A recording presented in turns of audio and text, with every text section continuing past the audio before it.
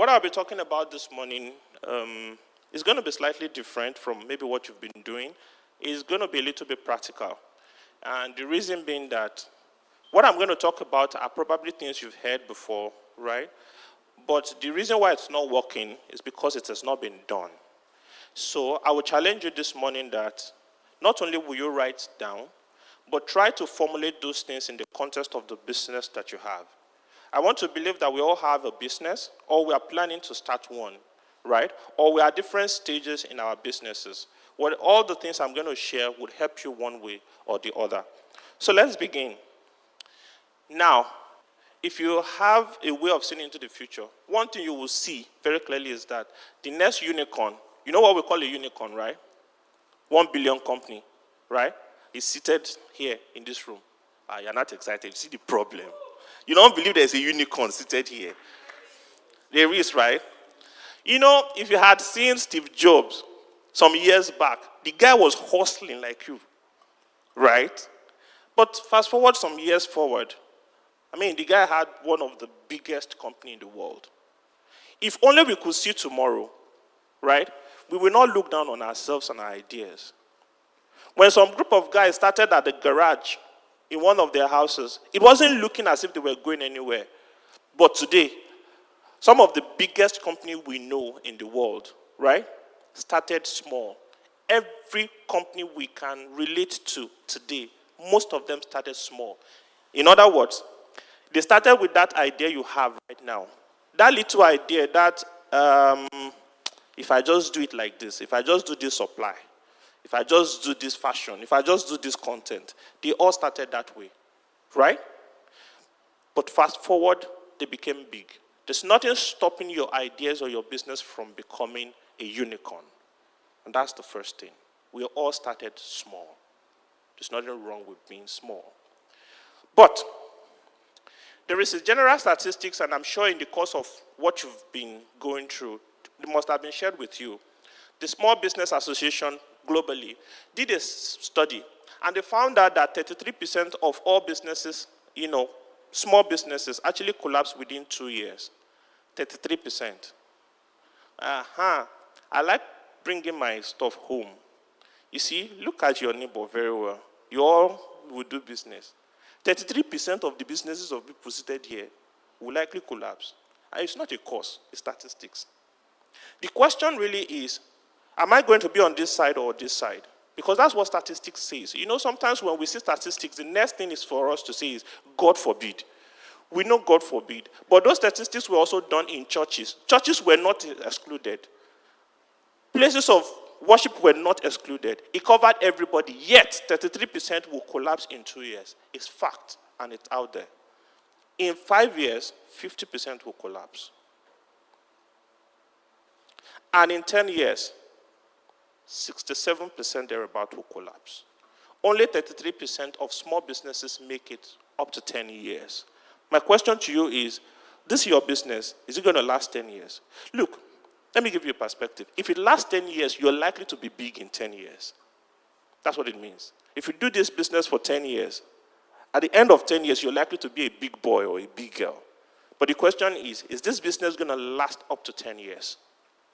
Now, why would your business not last for 10 years, or for 2 years, or for 5 years?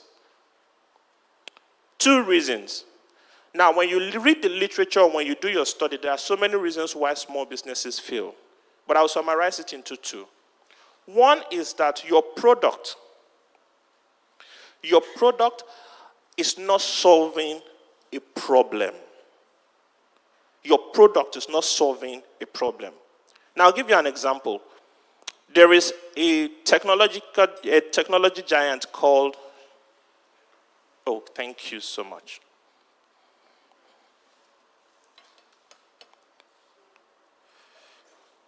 All right, just go to the next 2 slides.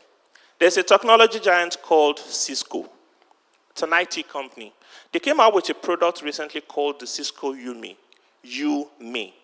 And what that product is supposed to do is to help you do teleconference. So you can sit in your sitting room and call your family and friends. And on that your big screen TV, right, you'll be seeing them and you'll be discussing and you'll be gisting, right? It was a big product. but it failed. They spent a lot of money on that product, but it failed. Why?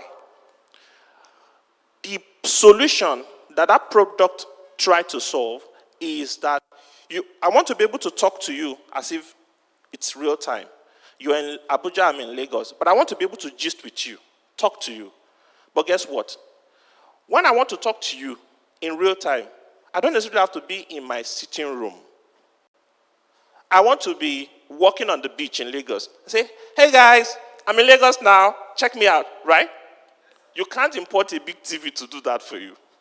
You can walk in your sitting room, but the real use of real-time communication is not in the sitting room. It's on the go. It's in your car. It's in your office. And guess what? You now have one small device called a phone that can do that already. Guess what? The product failed. The point is, and I'm sure that this must have been talked about, it's not the real core of my discussion, is that when you have a product, when you have a business, the core of your business is that you have a product. And the essence of that product is that there is a solution. Sometimes it's not about the product you're selling. It's about what is it solving for. What is the problem this product is trying to solve for? So a large percentage of business fail because there is no real solution that the product is solving.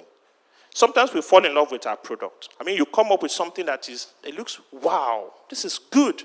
This is an idea that will take the world by storm. But people are not buying it, right? It's because it's not solving. But that is one. And there's so many things that are also attached to it not, for a product not solving, a product not solving it. But the second part is mistakes, business mistakes that are avoidable. And that is where I'll be speaking to today. Now, what are those preventable mistakes? And we'll just talk about, now, let me give a caveat. There are mistakes that you can make, but I will focus on the one that has to do with financing. That is the core of my talk. That is my area, right? Yeah, so let's go. Next slide, please. There are principles in life, there are principles in faith, right? We know that if you sow, you reap, right? It's faith principle. What that means is, even if someone you will call a sinner should sow, that guy will reap. It's a principle. It works for everyone, right? In life, there are principles as well. In business, we also have principles. There are things that if you do well, it will ensure the success of your company, of your business. If you don't do them well, they might not be the reason why your company would fail or your business will fail, but they will contribute to the failure of the business. Okay? And so we're going to be looking at some of them. The beginning point of any business is understanding what your business model is. Now, when we talk about business model, a lot of times we use English to the point that people can't relate with what business model is really talking about. Now, you see someone selling groundnut, and you're telling the person, what is your business model? Then you see a fast food, you say, what's your business model? Then you see someone doing riding business, logistic business. We ask the person, what's your business model? We have so much complicated business model that it's difficult for people to relate with what business model is. But guess what? It is the starting point of most of the discussion when it comes to business. In fact, it contributes a whole lot to either the success or failure of your business. So what really is business model? And here is an example from Investopedia. And I like this example because it highlights a couple of things I want us to discuss. It says that the business model is a high-level plan for profitably operating in a specific marketplace. I like the word plan. It means you have to consciously put it down. Your business model is not something that happened by accident. Any business you are into, if you do not understand what the business model is, there's every likelihood that it will not succeed. Because that's the starting point. And it must be thought through, so it must be a plan. Profitably. The essence of any business is to be profitable. If it's not for profit, then label it as not for profit, then it is charity. right? If it's charity, it is fine. We just know that you are Father Christmas and you are dashing people things, right? But the moment you call it business, then it must be profitable. Any business that is not profitable cannot exist. It will fail. Operating, profitably operating. Operating means how you function, how you serve your client, how you take your product to people. That is your operation. If I sell akara, my operation is the process of mixing it, frying it, and then taking that akara and offering it to customer. So the operational process is how I get the beans, soak the beans, grind the beans, mix it together, fry it, and then offer it to customer. Those are your operational processes, right? And it's part of your business model. And then specific marketplace. Your business model must be able to identify who is your client, what is your target market. Those are key things that you must clarify at the beginning of your business, any business at all. Now, I said that this is not going to just be talk. So let's try to put it into context.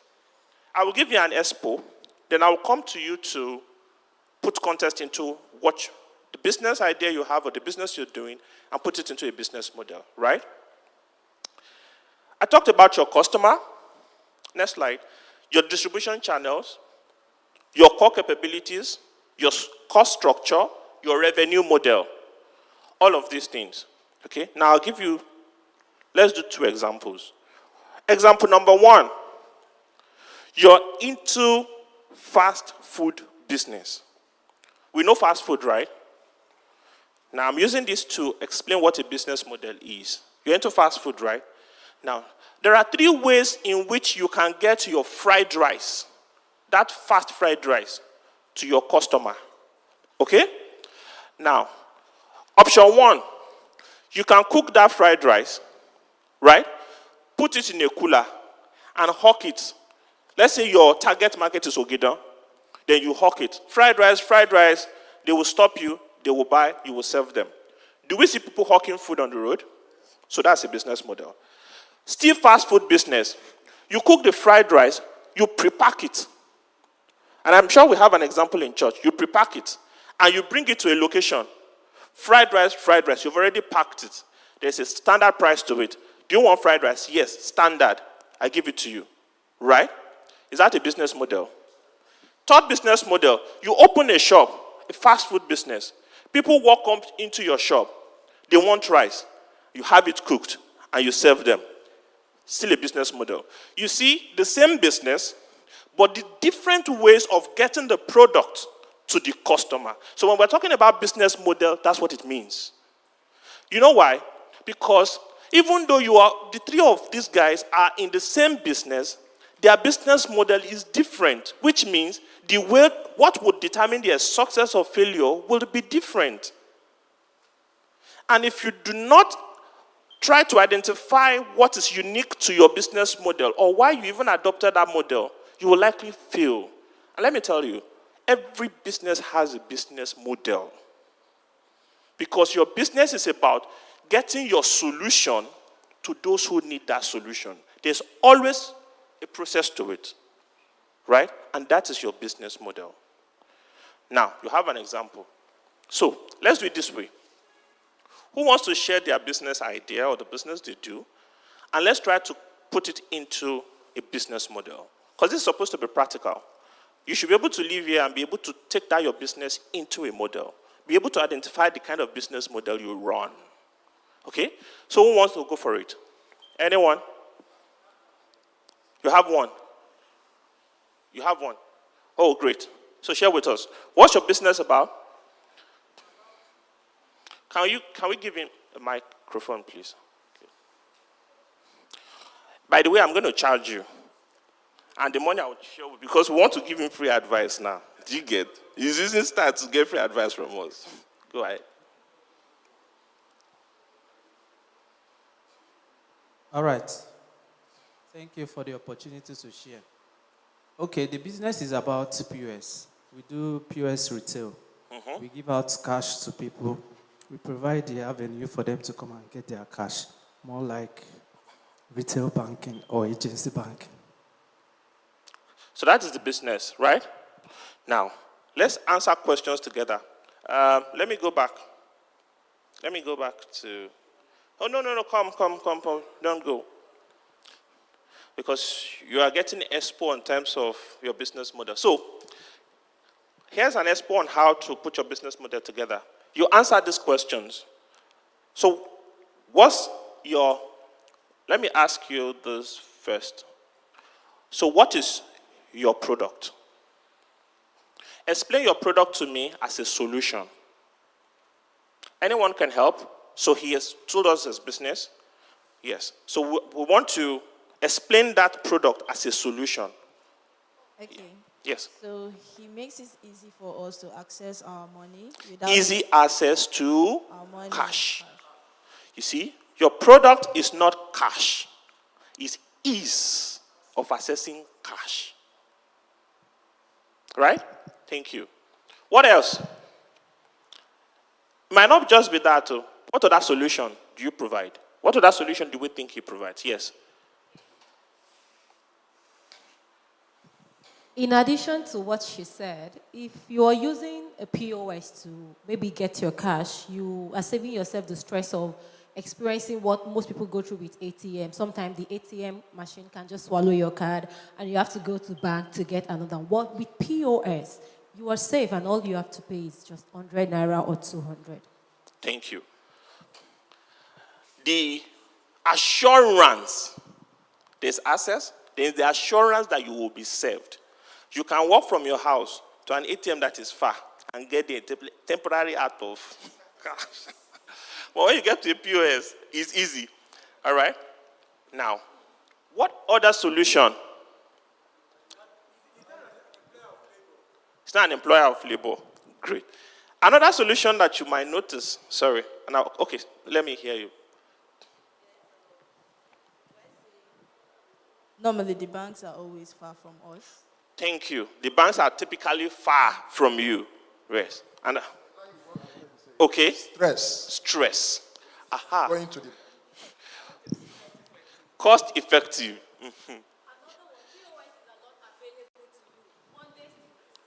Mondays to Saturday. No downtime. No downtime for. Now, the point here is this. Your solution, therefore, your product, therefore, is really not cash. What you're solving for is all of these things. So in designing your business model, you must ensure that you're solving for this. Right? It's really not about making cash available. But the reason why people will patronize you, especially when you have competitors like big banks with ATMs, is that it is closer to them. It is always available. It is easy. Their card will not be lost on weekends, right? So that is your solution. So thank you. Let's move on to the next thing. So, who are your customers? Who are your customers? Yes. Your customers are everyone that needs to have access to their money with ease without having to go to the bank and all. So anyone that is interested in getting their money with ease are his customers. Yes. I mean, we're in Nigeria, right? So I think everybody's a customer because no Nigerian wants to lose money. No Nigerian wants to lose money. No Nigerian really likes stress. We don't like stress. Yes, we don't like stress. But we don't have a choice. So when you do that, the guy who comes out of, where your office is, the guy who comes out of Ocean Park with his estate or Valley County who cannot find any other POS, there's a bank right here, but they know that UBA will not be here. Why not just come to this bank? With these guys. Now, thank you very much. But you see, you're correct. But I need you to bring it down a little bit. Sometimes when we talk about these things, we make it too big. Let's come down a little bit. I'm talking about your customer who will likely come to you. We already know that you're solving for ease and access, right? But the question is, if I want to pay my house rent, maybe it's 150,000, will I come to you? I'm not your customer, right? So who are the types of customers? Who are your customers? Yes, sir. small business owners, Small business owners. individuals, people with retail small need for cash. Guess what? The people who withdraw cash from you is between 5,000 and 10,000. Only a few people will do 20,000 and above, right? So you see that the people who that patronize you are the people with 2,000, 1,000, 5,000, really 10,000 naira, right? You see, those are your customers. It's not necessarily everybody, depending on the need. Any money that is above a certain threshold, they won't come to you. They will most likely go to the bank because you may not even have it, by the way. But you see, you solve for the retail guys. Now, you know who your customers are. You know what you're solving for. Now, let's use that information to design a business model for you that works. How would you put these two information together to ensure the success of your business? We've identified two critical factors: solution and the people who need the solution. There are other factors, right?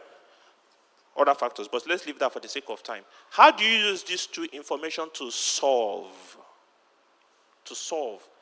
You're already using the information, right? Sometimes you see things play out, you don't understand why they are playing out, right? And let me tell you, business sense is not just about people who have gone to school. There are people on the street, they have the business sense. Trust me. Meet an Igbo guy, they will tell you. Okay? So how do you use those two information to solve? How? Okay, typically, how do they use these two information to solve? Yes.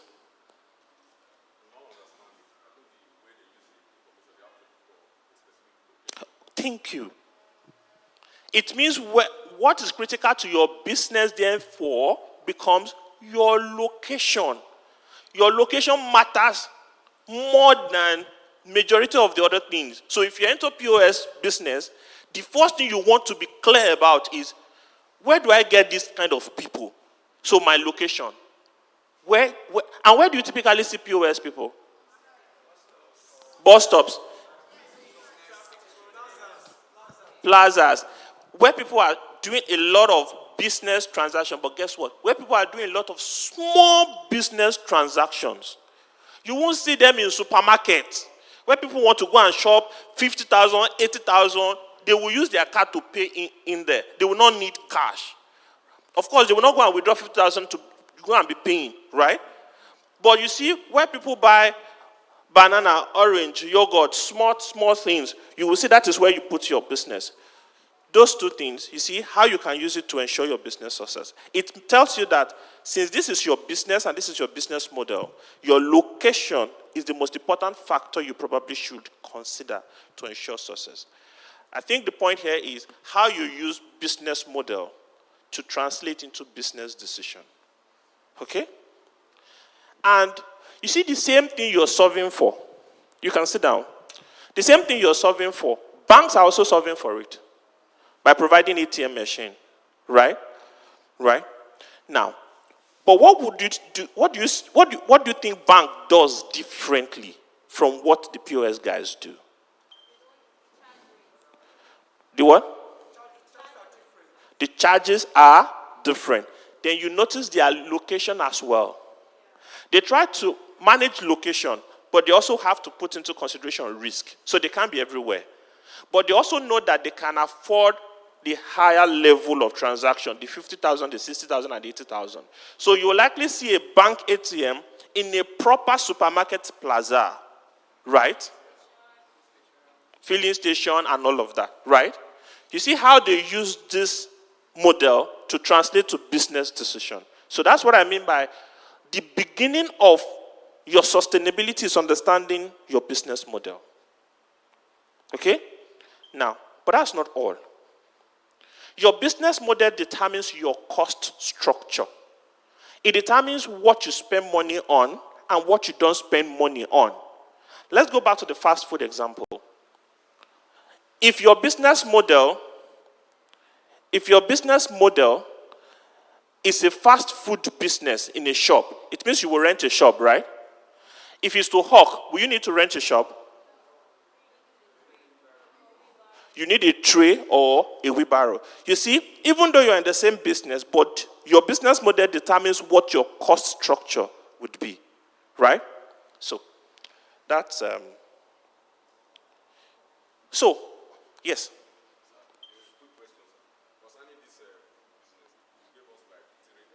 Yes. Yes.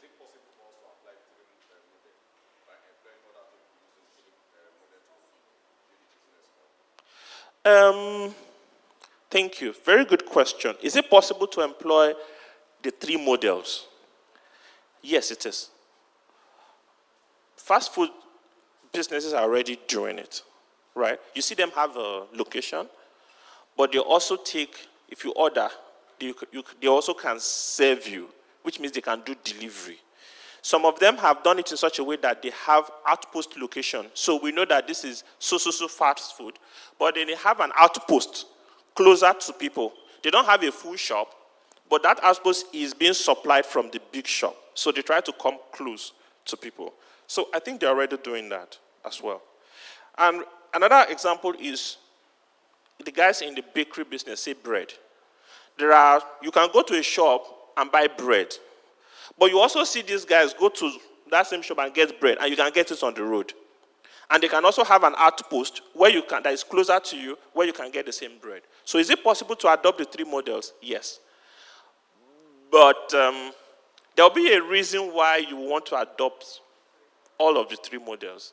It's a bit, let's not go into that, because business model is a day discussion. But is it possible? Yes, it is. Okay. So let's go to the next slide, and let's look at some of the preventable mistakes that business make. The first one, and I said I'll be focusing on the ones that are financial related. The first one is insufficient capital.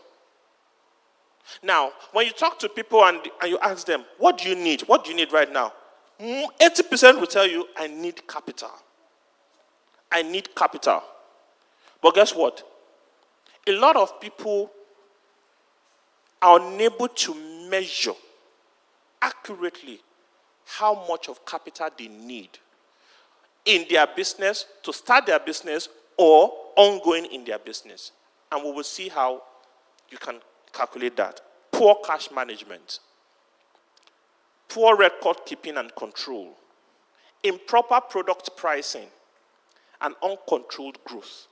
These are mistakes that small businesses make that are finance related, that typically lead to, that business not be sustainable. And let's just take it one after the other and put some dimension into it. Next slide. What stage are you in your business? This is a question you need to ask. What stage am I in my business? Typically for a small business, there are 3 stages.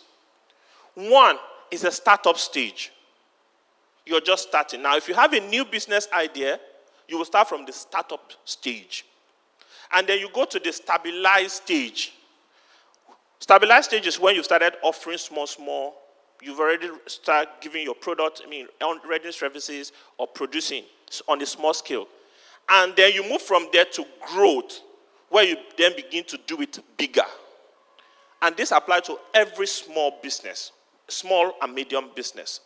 So the question you first need to be clear with is, where am I first? Am I still at the startup stage? Startup stage could typically take from 6 months to a year or 2. Still a start, it depends. Stabilized stage, maybe between 1 year and 2 or 3 years. And then your growth stage, from 3 to 5 years and above, you begin to grow, right? You need to define where you are. Because the next discussion will really, where you are in this stage would determine how much you can apply the next things we'll be discussing. Are we good? Right. So, next slide. Start up. Now, if you're starting up or you're about to start up, please consider this very well. There are 2 things you must consider at this stage. 1, no revenue. You're not getting anything. You're spending out of pocket to put structure in place for your business. It doesn't matter what it is. Most businesses start this way. There are few businesses that start with revenue first. Maybe someone just call Uncle Victor. Uncle Victor, I want you to supply me 3 guitars, but take the money first. And then he will not take the money and go to the market and go and buy it. Very few businesses start that way. Very few. Okay? A lot of businesses, you come to them to say, oh, I sell guitars. And they will tell you, okay, supply me. After you've supplied, they will now check if the guitar is working. They will not tell you to come in 1 week. Maybe the guitar will spoil. If after 1 week it's still working, they will now pay you. Right? So, typically that's how most, especially if you are new. They say, this guy that is selling guitar. I'm not sure what he's selling. Let's give you like 1 week, especially if you're new in the business, right? So, what are some of the costs you should put into consideration? Now, this is a laundry list. It's a long list, which might not all apply to your business. But depending on your business model, some will apply, okay? Do you need to register your business or get certification for what you're doing? There are some businesses you can't do without certification, right? And without certification, you can't start. Without registration, you can't start. So you must put that into consideration. Do you need to rent a place or lease a place? Now, renting or leasing a place is not necessarily about physical location. You might need to rent a cloud space. You may need to do subscription for, if your business is online, for example, you might need to rent or subscribe to some cloud-based infrastructure. It's part of it, right? Furniture and fitting. Do you need furniture and fitting for your business? Depending. Do you need to set up a website for your business? Or a social media handle, right? Power and utilities. Do you need power and utilities? Now, when we talk about this, sometimes we make this mistake to say, I live in a house and I want to start a business. So I don't need to think about power and utility. Yes, you do. You know why? Because if you're living alone and you're not doing business, your laptop can decide to power off. You close it and go and sleep. Your phone can go off and say, I'll charge you tomorrow. But if you're doing business, you cannot afford that. Businesses start to fail when you think that those small things really doesn't matter. You begin to do business as if you are living your life. They say, I tried calling you yesterday saying, my battery was flat. You are a business person and your battery flat. Do you know how many businesses will have gone? And it really shows up to people as if you are not serious. See, you are doing business and you are not online. You're not reachable. So put that into consideration. Tools and equipment that you need. Do you need to buy equipment? Working capital. We'll talk about working capital later. Staff cost. We'll talk about staff cost later. But the mistake a lot of us also make is that you forget that even if you're running a one-man business, you are a staff of that organization. Right? Meaning you need to be paid for your services. The fact that it's your business does not mean you shouldn't be paid. And we'll look at how you get paid from your business as well. Right? And then you need to prototype your business, your product. What is prototyping? Prototyping is creating the first minimum viable product. The minimum you can create. If you are into food business, right, your prototype is that first plate you cook of jollof rice. Maybe you want to give it a name. Say it's coconut jollof rice. That first plate of coconut jollof rice that you will offer to people that they will test and say, this flavor is different. Supply me 10. That prototype, you need money for it. Right? And then product launch. How do you launch your product? That is, you're starting out first. You need money to launch your product. Okay? Those are some of the costs you must think about in your startup cost. So when I come to you and say, what is your startup cost? You've given me a business idea. You've talked about the things you want to do. And I ask you, what is your startup cost? You must be able to dimension it according to your business model. Identify all of the costs that you require to start.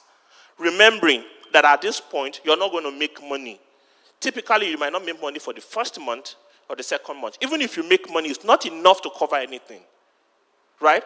At this stage, you must have enough money to keep you running for 1, 2, or 3 months until you're able to get some skills. So you cannot base your month 1, month 2, or month 3 on sales. You know why? Even your revenue projection might be wrong.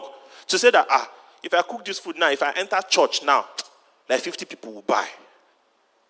And then you get to church, everybody starts doing as if you are fasting. I say, what's going on? Even your projections might be wrong. So your startup cost must include costs that will cover you for a while. You must have it. If you are going to employ someone, you must have the money you pay them for the first 3 or 6 months ready. You cannot base it on if we make sales, I will pay you. No. Put all of that into your startup cost. That way you give yourself a leeway to start. Right? So those are some of the things you need to consider in startup cost. Any questions so far? Any question? All right. Let's move on to the next slide. Now let's take a deeper look at cost. Cost. Next slide, please. Cost. Let's look at the cost structure. Typically, we have 2 types of costs. Sorry, a lot of the things I'm talking about, they are a bit technical, but as a business person, they shouldn't be new to you, right? When you ask people who have been in business for a while, like Pastor Behi now, he will tell you, cost is doing bim in his mind. All right? So, cost. What are the costs what are the typical costs that are associated with your business? Again, your business model will enable you. If you have determined your business model, you'll be able to determine every shred of cost that will impact your business. If you do not identify your business model first, you would underestimate or overestimate some cost. Let me tell you let me give you an example. Your business model could be that you would do advertisement online. Maybe your business is online. You don't have a shop. So the way in which you sell your product, right, is online. That's a business model. Right. Then, one of the costs you must put into consideration is your cost of online advertisement. If you do business online, you know that you have to boost some content, right? That's how you advertise. If your business is online, you cannot go and put a placard or put a billboard on our church wall to say, come and buy, www. The best way to advertise your product is online where your business is, right?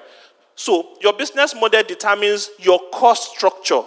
What goes into your cost, right? That's why we first decide the business model. And there are fixed costs. Fixed costs are costs that does not change. They will hit you, right? If it's 1 year, your rent is due. If you like, don't sleep in the house. It is due. If you like, don't use the light. It will run down. It's like DSTV. If you like, watch. At the end of the month, it will expire. Abi? So those are fixed costs. An example of fixed costs we've listed, utilities, subscription. If you're in an estate, you pay estate fee, right? For example, insurance cost. A lot of the times when we do business, we don't take into consideration that we need to insure the assets. And a lot of businesses have run into problems because they do not insure the assets. For example, your business is that you do graphic design on a laptop, an Apple laptop that is 1.something million, and you do not insure it. Okay? If they snatch that laptop in traffic, your business will suffer for the next 6 months if you are not careful. Because you will need to go and do out of pocket to buy another 1.something million laptop. Apart from the fact that you will lose most of the work you're doing, the fact that you can't even get back to business immediately is a cost on its own. So, identify those things that are critical to your business and insure them. If it's your phone, insure it. So that if anything happens to your phone, you can simply go and claim your insurance. In 2-3 days, you're back to business. A lot of times, you hear people saying that something happened to me and I can't get back. Why? Did you insure the critical assets of your business? There are fixed costs that you must take into consideration. Right? Staff cost. A lot of organizations say, we did not make money this month, so we'll pay you half salary. I've never believed in that. And I'm sorry. You know why? The fact that you did not make money did not mean that I don't have bills to pay at home. Am I going to go and explain to my business, we did not make sales today, so you people are not going to eat this night? Right? So, staff cost, they are fixed cost. What are variable costs? Variable costs are costs that varies in line with your production or in line with your output. So if you produce rice, if you sell rice, plate of rice, your variable cost will be the uncooked rice, the carrots, and all of that, because there is a quantity to produce one plate, and it will vary. So if you want to do 10 plates, you know what quantity goes in, right? So you have your cost of raw materials, wages, and packaging cost. These are just examples, right? If you're into POS business, right? Your fixed cost is the cost of acquiring your POS machine, because you will get it, you will service it, you will use it. But if you then want to have another location, you will need to get another POS machine, right? So your location will vary with your POS machine. But if you're in one location, depending on your traffic, you might still be able to use one, okay? So even items you identified as fixed cost can move to become a variable cost, okay? But with time, you will see how that flows, okay? And so, once you have identified your fixed cost and variable cost, the first thing every business must be able to do is a simple calculation. It's called the contribution margin. It's a simple calculation. And what is this? Revenue. Revenue is the monies you make from selling your product. All of the monies you make from selling your product, it doesn't matter what it is, revenue. All. From that, you take out your variable cost or your direct cost. Okay? So, if I produce 50 packs of rice, your variable cost will be the cost of the bag of rice, the cost of carrot, tin, tomato, and whatever I use to produce that, right? Those are your direct cost. You take that out. Whatever is left is called your contribution. Your contribution is the amount that is left for you to be able to meet your fixed cost, because your fixed cost does not change. So if you first have identified all your fixed cost in a year, and your fixed cost is 500,000, right? It means that by the time you do your contribution and you have 700,000, you will know that I have enough money to cover my fixed cost. When you do your contribution and it's 400,000, guess what? You're not meeting you don't have enough contribution to meet your fixed cost. You know what you're doing? You're dashing people. You're just doing business for other people. You are not making it, you are struggling. That's what your contribution tells you. So, if you have identified all your fixed cost, and you've put a cost to it, you've sum it up, and it's say 1 million or 800,000, when you get your contribution, check it with that. Because it's what determines if you're in business or not. If your contribution is not up to your fixed cost, you are not in business. That's what it means. You're not doing business. You are sharing money. You are doing palliatives. That's what it means. Okay? And then, if you now want to know if you are making profit, take out your fixed cost from it, and whatever is left is your profit. Simple calculation. The first one determines if you're in business. The second part determines if you're making money. Contribution determines if you're in business. Profit determines if you're making money. Profit determines if you will grow. Contribution determines if you will live. Two things that this simple calculation will do for you. The moment you're not meeting contribution, you will not survive. Sometimes when people are not meeting contribution here, they go and borrow. And that is wrong. Because it means that fundamentally, there's something wrong with your business model. That's what your contribution tells you. Look, if you go and borrow in this kind of scenario, you will spend all the money you've borrowed and you'll still be struggling. A lot of businesses do it. They don't meet contribution, and they think that it is a question of having more money. So when you ask people, what do you need? Say, I need capital. If I can just infuse some capital into my business, I will make it. No, you will not make it. If you're not making contribution, you cannot make it. If anybody dashes you 1 billion, you put it into that business, you will run it down. That's what contribution tells you. Simple. But if you are meeting contribution, then fine. If they add capital for you, you can make it. So every question is not a question I need, just give me capital now. If you give me money now, no. Okay? Then, here you can also forecast how many customers you can realistically expect. In forecasting your variable cost, you must be able to forecast how many customers can I expect to have. Now, if you're into POS business, how many customers can I expect to have on a daily basis? What's the average? So on an average, people will come and collect 200,000. It might be 20 people or 10 people. But I know that on a daily basis, 10 people will come. And if I charge them an average of 100 naira, I already know what my revenue for that day will be. If you get that over a period of time, you know what the average is. The thing with average is that they are typically very reliable. And I'll tell you why. If you check the number of people that attend church, it does not vary like that. Except something happens. It's around the margin, which means the set of people that wake up on Sunday and go to church, they will wake up next week and go to church. The one that will not, they will still wake up and still not go to church.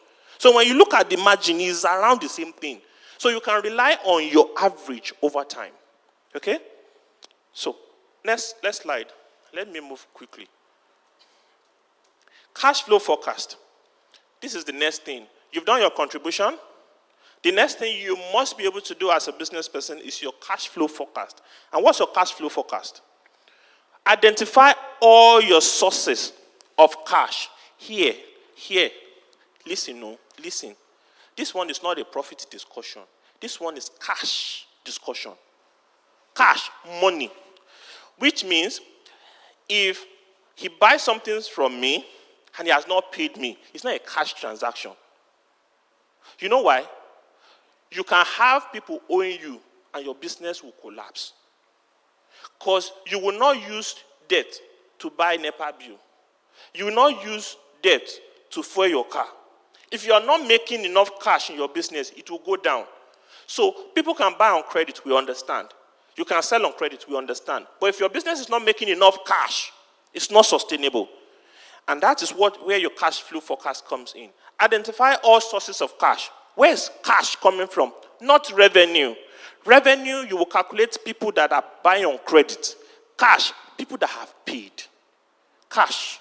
That's what cash flow is. Identify all uses of cash. Then, identify cash flow obligations per period. Here's what that means.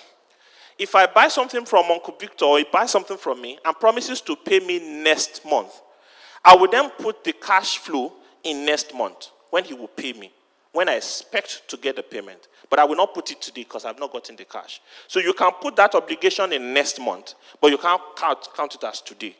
Okay? So you identify cash flow obligation per period. And then you come up with something like this. For any business at all, you must have a 6 months cash flow statement. 6 months. If you go to anybody, Reverend Amma talked about partners. If you want to meet a sponsor, a partner, or anybody, the first thing they will ask you, what's your cash flow? They want to ensure that you're generating enough cash. If you go to a bank, guess what? That's the same thing they will ask you. The moment you cannot show proof of cash flow, nobody will answer you. Because it does not tell them that you know what you're doing. So you must sit down and do this, please, next slide, and do this calculation. And what does it mean? What's your opening cash? How much you're starting with? Do it on a monthly basis. How much cash do I have in my bank account and in my pocket today? 1st of January, 2023. Cash inflow. How much do I expect to get from sales? Cash sales. Right? How much am I expecting to spend? Cash outflow. The things you will spend cash on, not credit. If it's credit, go and put it to where the actual cash transaction will happen. If I expect to borrow money in March, then I'll go and put the inflow in March as cash from loan. It will be cash inflow from loan. But remember, if I take a loan in March, it means that in April, I will pay part of the loan. So I'll go and put prepayment April, May, June down. Do you get? Because they will involve me paying cash. So you do that. Your net cash is the difference between your cash inflow and cash outflow. Hopefully, hopefully, you will have a positive net cash flow. Now, in case you don't, there's an element on this table that can help you, which is the opening cash. Okay? So, your opening cash would support when you have negative net cash flow. But remember, it will mean that your ending cash flow will be smaller. As you move into month 2, God help you, and it's still negative. You will deplete that, your opening cash. You go to month 3. Before you know it, you will run out of cash. But there's nothing wrong in you running out of cash, depending on your business. You know why? If you're into children's stuff, maybe school stuff, you will sell more in September than in July. Because in September, back to school, people will buy bag, buy shoe, like I'm buying now. Buy all of those things. Right? But in July, you may not make sales, which means in July, you may have negative cash. It's okay because of your business.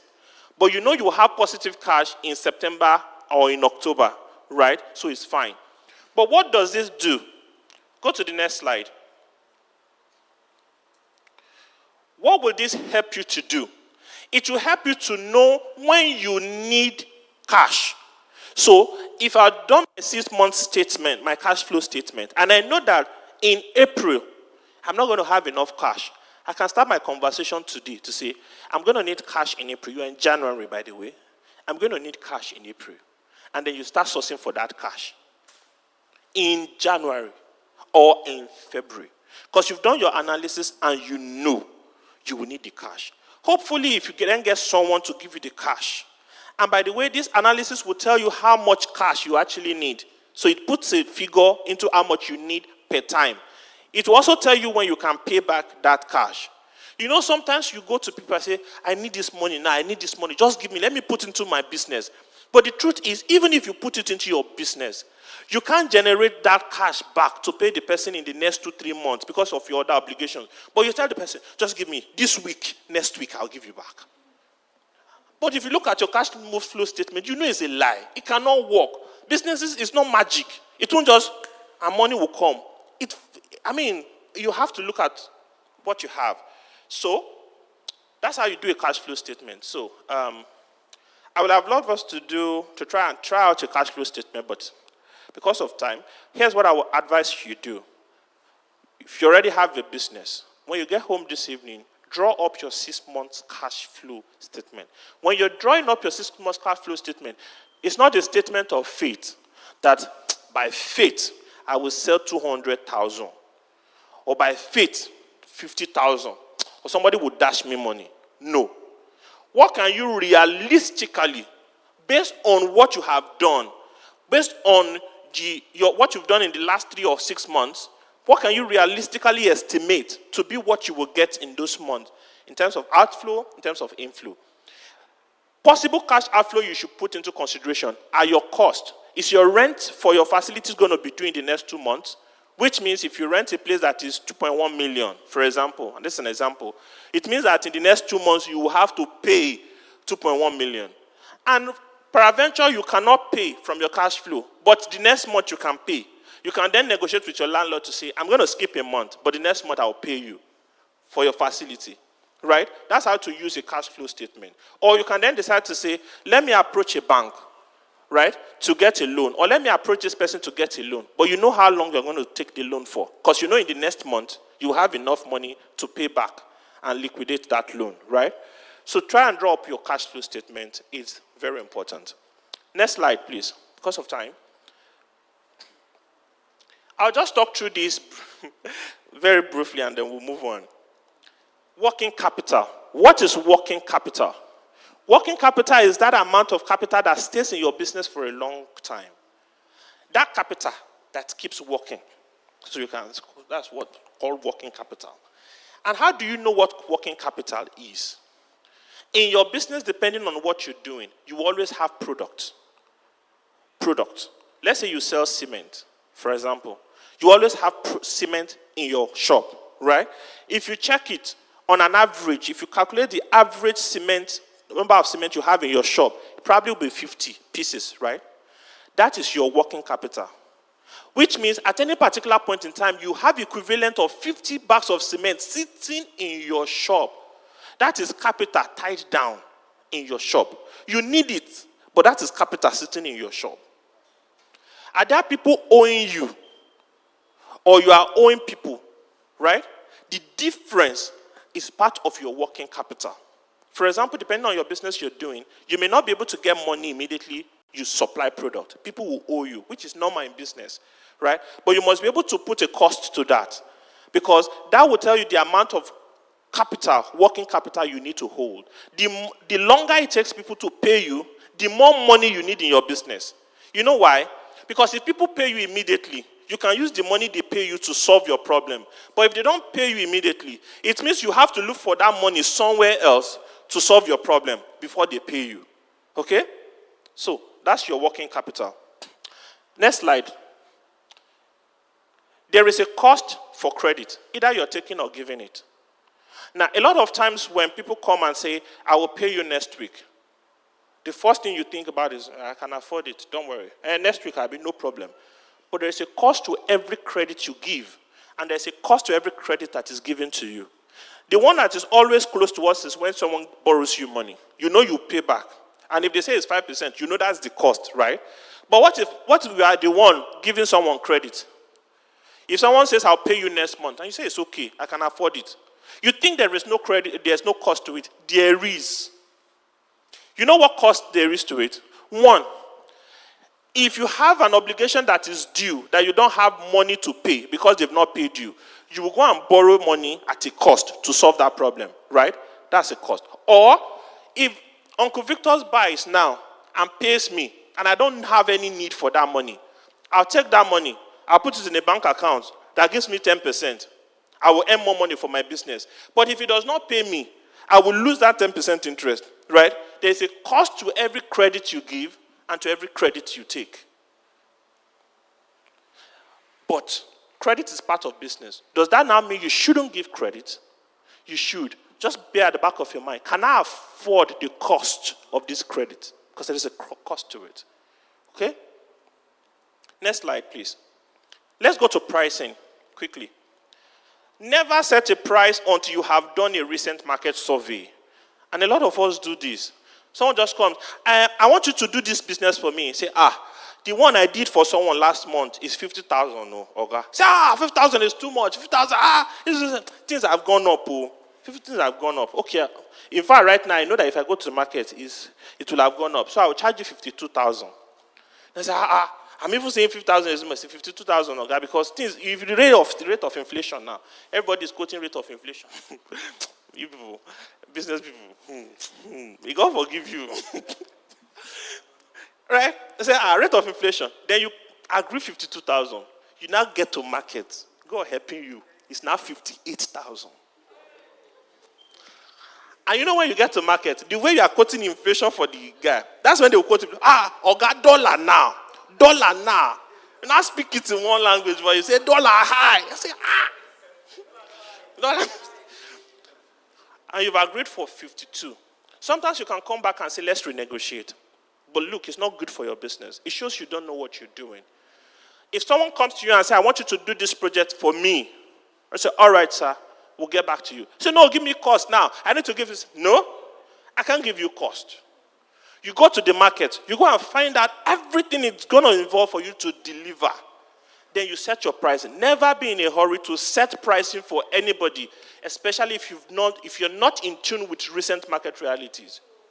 Right? Not in Nigeria, where you buy, the rate at which things are, may God forgive you, business people. Now, when it comes to pricing, there are three approaches you can, next slide, you can adopt as a business. The first one is your cost plus. The second one is your competition based. And the third one is your value based. What is cost plus? You've calculated appropriately how much each unit costs. Now, when you're doing your cost plus, it's not an aggregated level. It's on per unit basis. Know how much per unit of your product cost. And when we talk about per unit, let me use my wife as an example. Per unit, the cost that it will take to sew for a child of 2 years, per unit, right? It's not the same thing for a child of 10 years. It's still per unit. So you can't say one is 5,000, and because the other one is another 1 unit, so the two is 10,000. No, they are different, depending on what goes into it, the cost that goes into that. Even if you use the same material, even if you use the same quality of material and whatever, it is likely that you will spend more time in perfecting one than the other. They go into your cost. That cost should be reflected.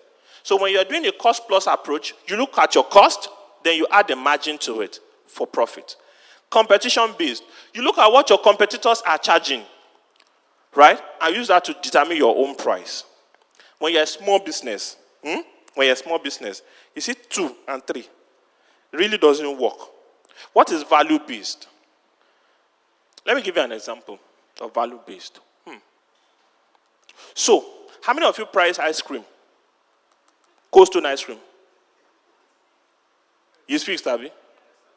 But sometimes when they serve you that thing, you know it's small. But you don't question them.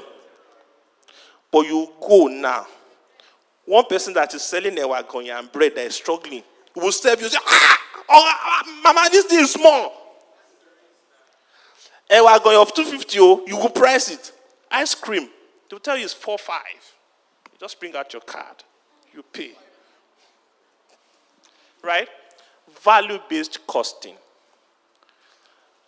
It is not the same, it is the same value when it comes to commuting that you get from, say, a Toyota Corolla and a Benz. But one is in millions, one is not. It's not necessarily that the cost of the Corolla is so small. It's because the value you put on the Benz is so high. Yeah, people will buy Benz and not buy Corolla. Right? Even though the cost of one Benz will buy 2 or 3. Depending on the Corolla now. But here's things as a small business you shouldn't do. Don't start or join a cost war. What is a cost war? Don't start or join a cost war. So say, how much are they charging? 50. I'll charge my own 40. So you want to compete. I want to break into the market. Don't break into the market with cost. You will be what big businesses do these days? They say, okay, how much is their capital? You know, sometimes when some of the big organizations, maybe in financial institutions, when they look at some of the small, they say, how much is their seed capital? How much capital are they sitting on? They say 2 billion, so don't worry. They will run it down in about a year. So you see all those, when they are finished, they see your gas strolling and just become, okay, all right. You're still there. Don't worry. Should be you're running, Abby. How much capital do you have that you are running? You run it down. And they are sitting on a lot of money. They'll just be strolling. They don't let it run ahead. In fact, you go and open door for them. Go and open new innovation. Before they know it, they will go into all of those things. Before you know it, you think you are beating them before. You should have all of us will now become what? Point here is, as a small business, you don't have the capacity to start a cost war or a price war or even join one. Just find out what your market is that you want to serve and focus on it for the meantime and scale from there. Price must cover all your costs. At no point must you set a price that is below your cost. Now, here's the point. Someone comes to you. If Uncle Victor comes to me now and say, Uncle Williams, do this product for me. I say, because it's you. Normally I do this thing for 5,000, but because it's you, Uncle Victor, I'll do it for 4,000. That 4,000 does not cover my cost. Wrong. It is what? Wrong. If I have a service and Reverend Duke needs that service, I will charge him. Why? It's business. He wants me to succeed, Abby. Pay me so that I can succeed. Because if I don't succeed, you'll be looking at it. Uncle Williams should be doing this business for 10 years. You're not making it. Come for prayers. Lay hands on me.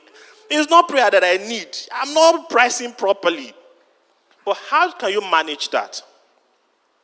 If you need to give concession on your product, for people, and you can do it for so many reasons. Tell them that the cost is this, and I'm going to charge you this. And if I'm going to take away from that, then I'm going to tie it to something.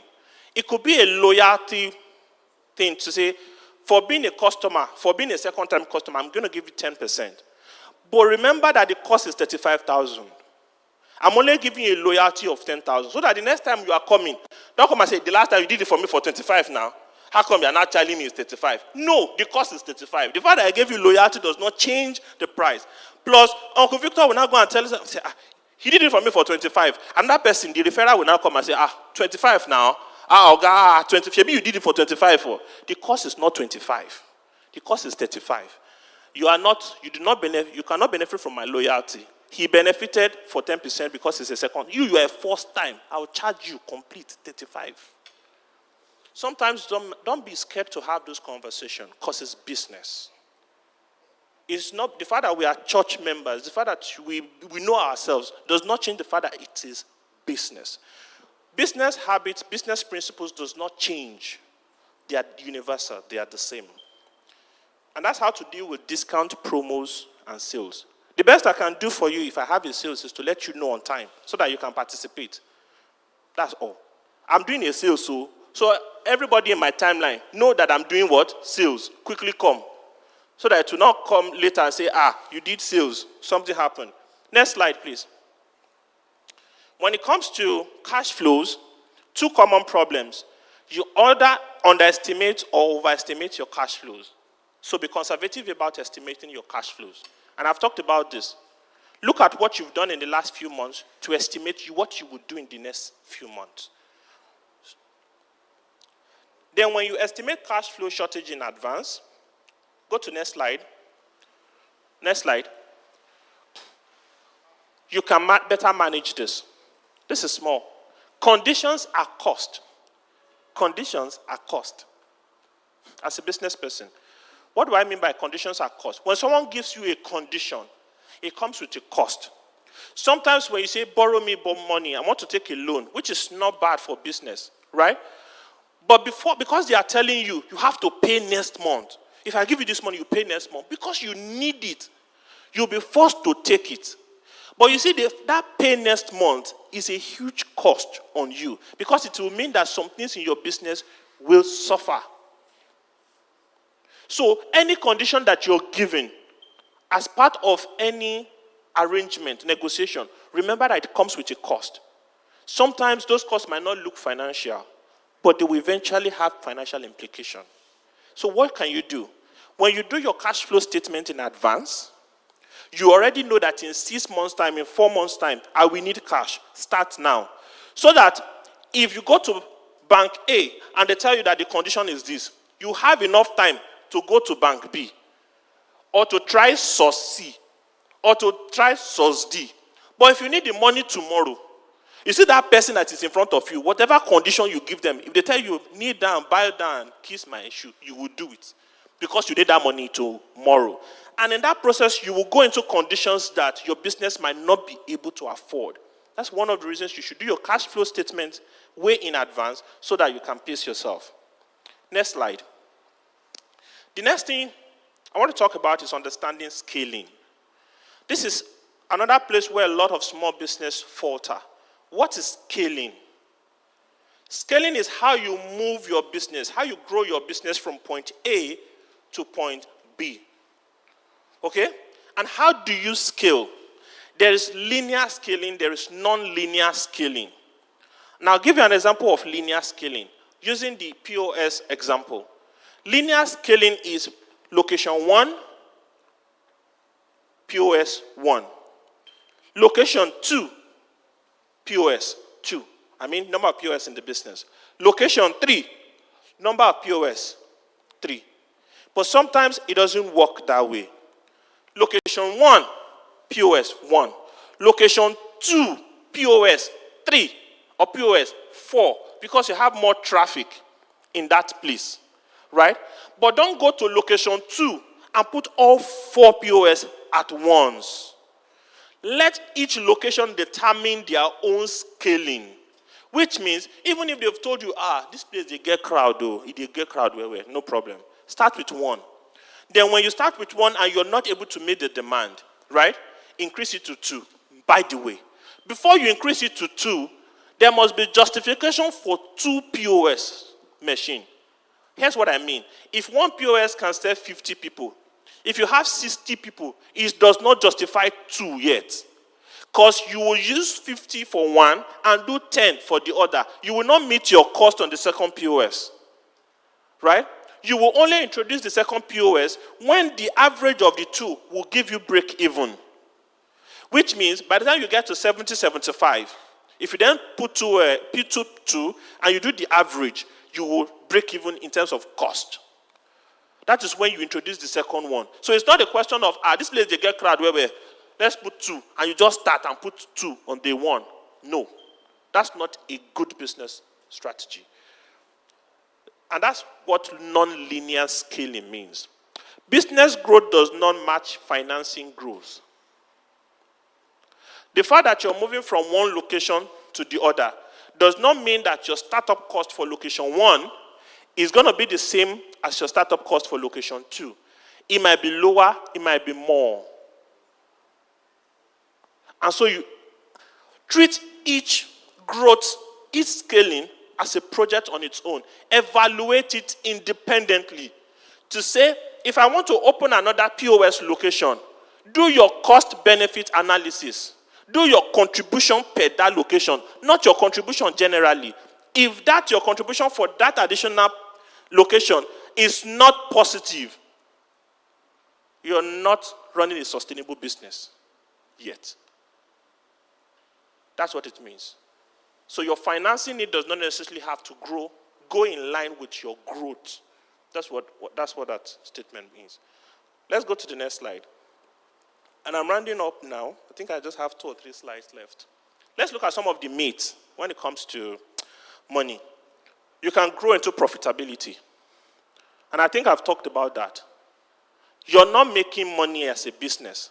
And you think that if you increase, you become big. No. When you're struggling at a scale, and you think that if they infuse capital into this my business now, I will just blow. No. If you're not running a sustainable business at this level, if they infuse capital, you will waste the money. And I'm telling you because it's a small organization. There are big organizations that will come and ask for billions. And I'm not talking of 5 billion, 10 billion. They will ask for 20 billion, 50 billion. They will waste it. Look, that is because they think that to fix their problem, they just need to spend more. There is a football club in US called the USFL. Some of us know NFL, right? National Football League. Now, USFL came and they spent 3 years and they collapsed. What happened? In their first year, they spent a whole lot of money, right? Get players, pay players, do all of that. And they had a huge loss. Next year, they said, you know what? Let's increase. This year, we'll buy more players. We'll pay them more. We'll do this. You see, people will come. That next year, they put more money, paid more than before, got people more than before, just spent money all over the place. What happened? Nothing. In 3 years, they went down. So, adding more capital into a dying business is not necessarily the solution. That's the point. You must first identify that your business is what? Sustainable. Move to a cheaper facility. Sometimes you need to move to a cheaper facility. The amount you're paying on rent is killing your business. Can you do that business in a cheaper place for now and get your business to a sustainable level before you move to a more expensive place? Right? You're starting a business. Maybe you're starting a law firm. And you went to Ikoyi to go and rent a place. Ha! Politicians better give you case. You better get a politician case. If not, you will run back to Ekpe.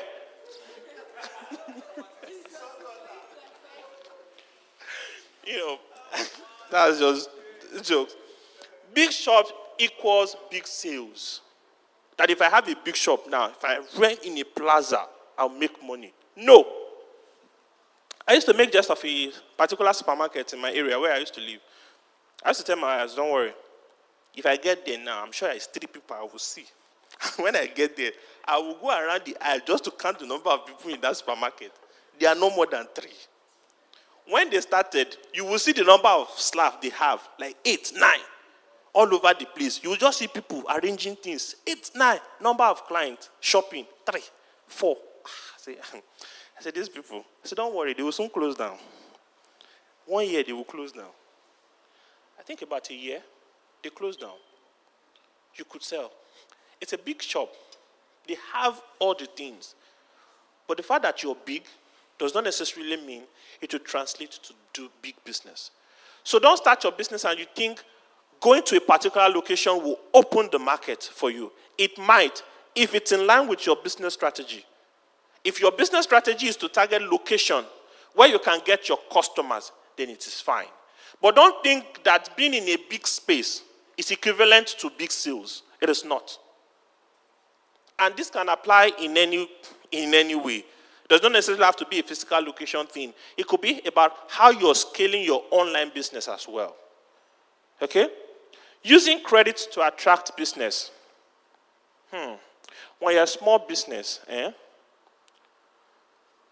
do the business you can do. Don't try to use credit to scale. What does it mean to use credit to attract business? You are a small business. You are doing business of 10 people. 6 of them are owing you. How do you want to make it? You are a small business and you say you want to do promo. How? Promo, how? You want to do sales. No, those are not your priorities or strategy to grow your skill when you're small. You will run down your capital, or you will not be sustainable. You will not break even. It's not advisable. I mean, there are so many advice out there, but don't use credit to scale. It's not sustainable to use credit to scale. Next slide. Understand when to accelerate or decelerate. Sorry, this is a bit small, and I'll just read. Understand the principles of economies of scale. When people talk about growth, they will say if I have 10 shops now, my cost will come down. What they are talking about is economics of scale. How does economy of scale work? It means that you can keep your fixed cost manageable. Right? You can keep your fixed cost manageable. That's what economics of scale means. To say, if I have one shop, and I have one accountant that is looking to that shop. If I have 2 shops, I don't need to employ another accountant. That accountant can stretch and oversee my 2 shops, right? Therefore, my cost of accountant remains the same, whereas it's now doing more work for me. That's what economic of scale is. If you register a food business and you already have your registration certificate, if you open another shop, you don't need to go through registration and certification anymore. So that cost is but those are the things you look at. Now, in saying you have economy of scale, at the cost that are minimize your critical cost. That's the only time. Registration cost is not a critical cost for you. It's not your major cost. So don't think because you are not doing additional registration, then it means you have economy of scale. No. Your critical cost, if you must be in a facility, is your cost of rent. If you open another shop, are you going to pay an extra rent? Yes. That is your critical. That's what tells you if you have economy of scale. Not small cost like, so if I open another shop now, the cost of transportation will be reduced because they are closed. No. How much is your cost of transportation in your overall cost? It is minimal. So look at those costs that are heavy and see if they will remain the same or increase slightly if you increase your footprint. That's how you know if you have economy of scale. If you're not sure about economy of scale, don't try to grow aggressively. Scale instead. Now, what is scaling? Scaling means that I have 10 clients. I'm serving them. Okay? I can then move to serve 11, 12 clients very well. And then move to serving 20 clients very well in my location. And that is different from I'm serving my client in Nogidan. Now I'm having new clients in Ekpe. That is not necessarily scaling. You know why? Because your cost structure in serving people in Ekpe is different from your cost structure in serving people in Nogidan. That's how to think about it. Benefits of synergy. Reverend Amma talked about synergy, partnering with people. If I'm going to partner with you, what are the benefits you will put on the table for us? How do we benefit from the mutual arrangement? If I have a business where I need to get my product to a customer, and you have a logistic business, right? And I say every time I have a product, I will call you to deliver it for me. That is synergy, right? But how do we benefit from this synergy? How does it pay you?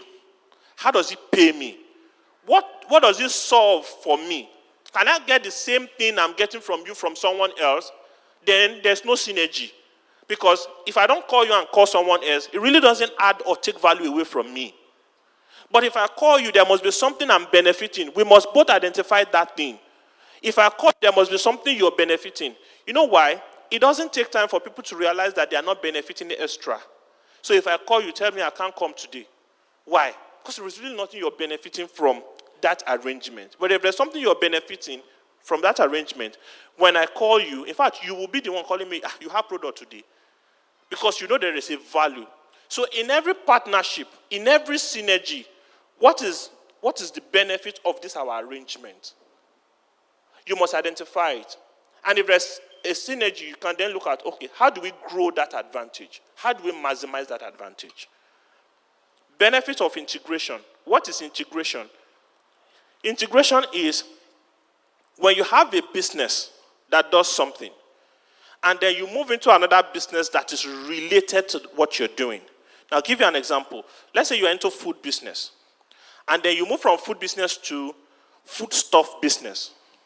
Your foodstuff business can help your food business, which means you can get your product at a cheaper cost of the foodstuff business, and that cheaper cost will then help you to minimize cost on your food business. That is integration. What is the benefit of integration? Remember that when you're trying to integrate, it can be positive or negative. If you're going to take additional time, resources, and all to move into that integration, and it's going to impact your main business, think about it properly. Right? Sometimes it is better to outsource that foodstuff part, the buying of stuff, than you saying you're trying to do it. Sometimes we think that the fact that you're doing that does not necessarily mean it's translating to lower cost or benefit for you. It does not. Because the time you will use to run to market and go and buy things, probably you will have been able to solve 2 or 3 orders here in this your other business. And margin is what determines everything. You might have a higher margin in this business than this other business. So sometimes it's better for you to actually outsource those things so that you can focus on your business that is giving you the highest margin. Okay? And that also goes to people who do multiple businesses. You do this, you do this, you do this. You must come up with a strategy that ensures that you focus on business that gives you the highest margin. Secondly, when you do a conglomerate of business, let's say you sell pure water, you sell ice block, you do food business, as an example, there's every tendency that you will not notice the one that is not giving contribution. The one that is loss-making, you will not know. Because when you make money from the one that is giving you high margin, you will pay for everything. So you don't see that this particular business is not meeting contribution. And let me tell you, if you have a business that is not meeting contribution, be very frank with yourself. Close it down. Look, except if you want to do charity. If it's business, it doesn't matter how close to your heart it is. Close it down. Or re-strategize. How can I make this business as a standalone? How can I make it profitable? If you cannot make it profitable, if you're standing on the leg of others, right, then look at it critically. Okay? Next slide.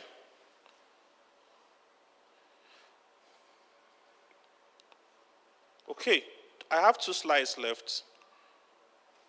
Next slide. How do you get paid? This is important. How do you get paid in your business? A lot of small business people are 1 man or 2 people businesses, right? How do you get paid? A lot of business go down because people take what is supposed to belong to business and put it in their pocket and spend it. And you see an example every day. You see someone that probably runs a bar or has a shop or something. You just come, me 1,000 there. You collect 1,000, go and use it to buy banana. Okay. Next time, give me 200. Use it to buy pure water. Now I'm asking, hello?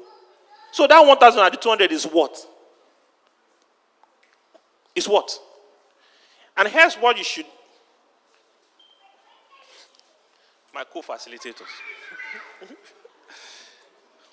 There are 3 ways in which you can get paid from your business, depending on what your type of business you're doing. Number 1 is draw a salary. When you're drawing a salary, put it as part of your cost. But when you're drawing a salary, what you should consider when you are using the draw a salary model is, what is the opportunity cost of my time? If I'm working in an organization, how much am I worth to be paid? Sometimes they will give you a job of 70,000. Say, nonsense. How can they offer me a job of 70,000? You go and start a business in which you are paying yourself 20,000.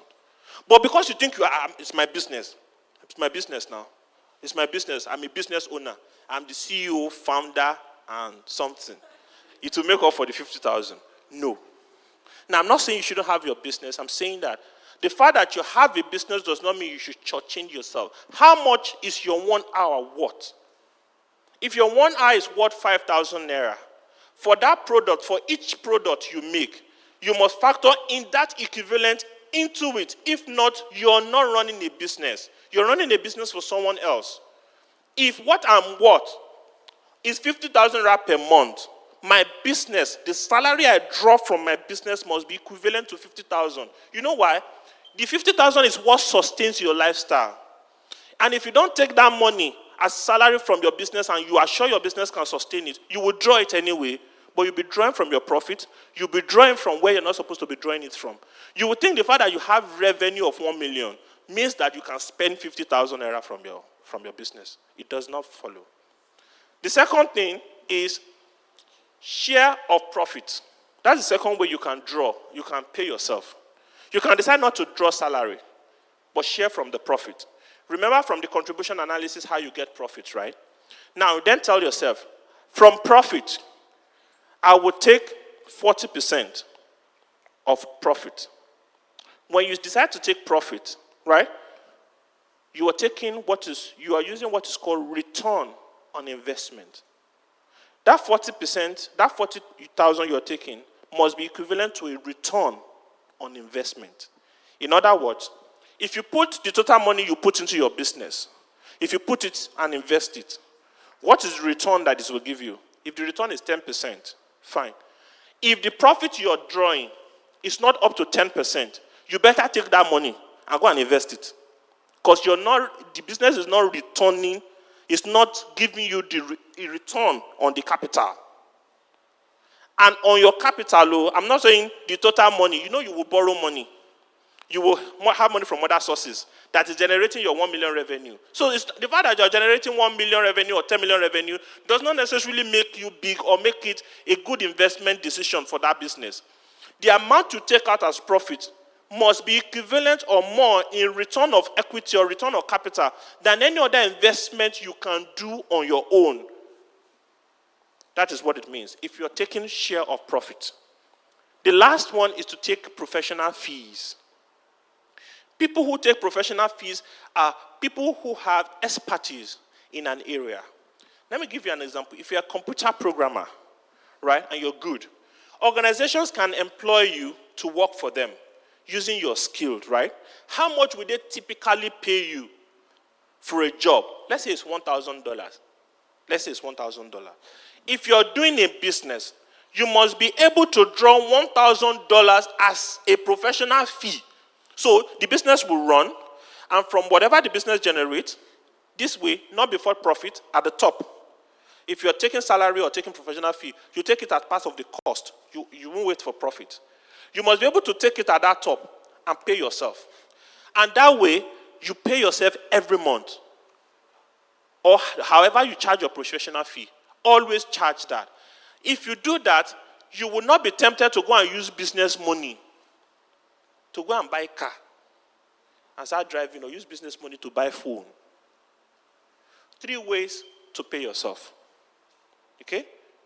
And then lastly, last slide, how do you sustain your business? 1, build your credit profile from day 1. From day 1, you must be credit worthy. The first people you need to be credit worthy to is the people closest to you, because they'll be the people you will meet to say, I want to start a business, help me. Right? Your friends, family. If you promise you will pay them in 1 month, pay them back. Because if you don't pay them back, when you need money again, they will not borrow you. Be credit worthy. Second thing you must do to be credit worthy, draw up your cash flow statement. Be clear about what your cash flow is. If you go to a bank or any financial institution, they want to see it. Thirdly, run all your businesses through transactions through a bank account. If you're a small business, don't do cash. Cash does not give you history of being in business. Bank transaction does. When people print your statement and see how much has gone through, by the way it is done is that they aggregate that amount. You see that 1,000, 2,000, they aggregate it. So bank can see the total amount that has gone through that account. And that's what they look out for.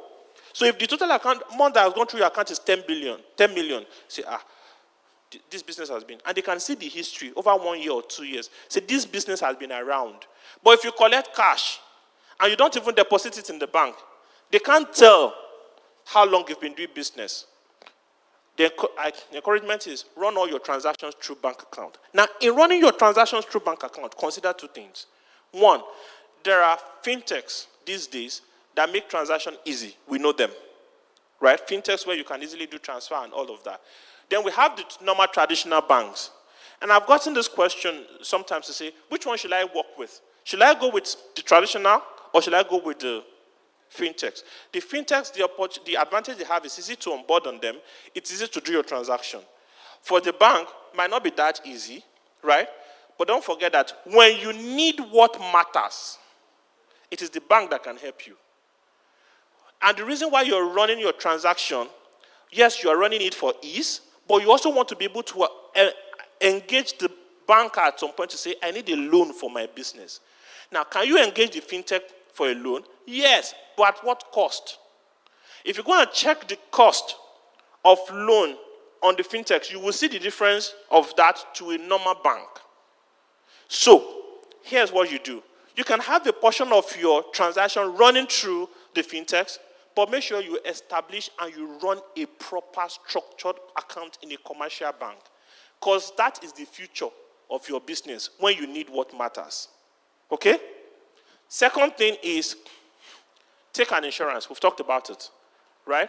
Third is, insulate a portion of your profit. So when you make a profit, take a portion of it outside of the business. So it's not a question of, God forbid, you say you have a shop and it gets burned down, right? And they say, all my cash, everything I have is inside the shop. No, now. A portion should be outside of the shop. Apart from the fact that you should have insured the shop anyway, a portion of part of the business should be outside of your business. You can't have 100% and put it. An example is you have 100%. Let's say your business is worth 100 million, and you put all the 100 million to go and get goods. And in the process of bringing the goods, maybe there's an accident, something happened, and they say the 100 million is gone. No. Take a portion. Once you get your profit, ensure that a portion is maybe put in a savings account or in an investment. Take it out. Insulate it outside of the business. A lot of the times you say, if I put the money, if I use it to do business, I'll get more. We understand. But the purpose of that money is not for you to get more. It's to ensure that if things go down, you have a step back that you can start from to restart. And that's why you need to insulate. Third one is establish a system of financial control. When you're in one-man business, nobody's checkmating how you take out money. If I own a shop, I can easily call the person, say, give me 1,000, 2,000. Nobody's saying, Kai, don't do it. In my organization, if I like, I can say, pay somebody 10,000, but I have to explain to some people why, right? And because I know I have to explain, there must be a justification to pay the person in the first place. A very good justification, Abi. When you're a one-man business, you don't have that control. You must put it in place. If not, you see, the fact that you can easily make and conclude decisions, and decisions that might not necessarily be the right decisions, put a risk on your business. Do you want to have someone you liaise with to say, I want to make this business decision, does it make sense? So don't think that because you are the signatory to the account, you can make the decision and send out the check. Before you make the decision and send out the check, check with someone else. Or put a system in place to ensure that I cannot just spend money from my account like this. What am I taking it out from? And then have a record of any amount of money you sign out of those accounts. Hire talent. Get someone to work with you. Hire talent. You know, sometimes as a small-scale business person, you are the sales person, you are the chief designer, you are the operation manager, you are the admin manager, you are the all. Sometimes it's important to get someone who is knowledgeable in that area to do it. There's no shame in it. It's part of how business grow. How many businesses have you seen grow that is one person? Elon Musk is talented. That guy has sense. But guess what? There are over 4,000 people working for him. Alhaji Aliko Dangote is a rich man. But there are tons of people working for him. To scale your business, you have to hire talent. And lastly, you have to invest in learning. The first learning you have to invest in is your own learning. Changing your mindset about how businesses run. You might be good at what you do. You might be good at putting your product together. But there's a whole lot you need to do to take that product to your customer in a sustainable manner that ensures that your business continues to run. Sometimes it is not good enough that you are a talented person. There is a business part to the things you do. Even if you're a lawyer, you still need to have what is called business acumen. So you might be good as a lawyer, but that does not mean you can run a law firm successfully.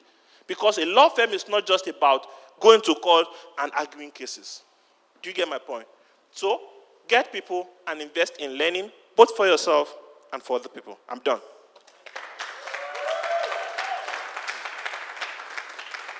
Thank you. Yes, question. Just take a few questions. Questions? Yes, she has a question.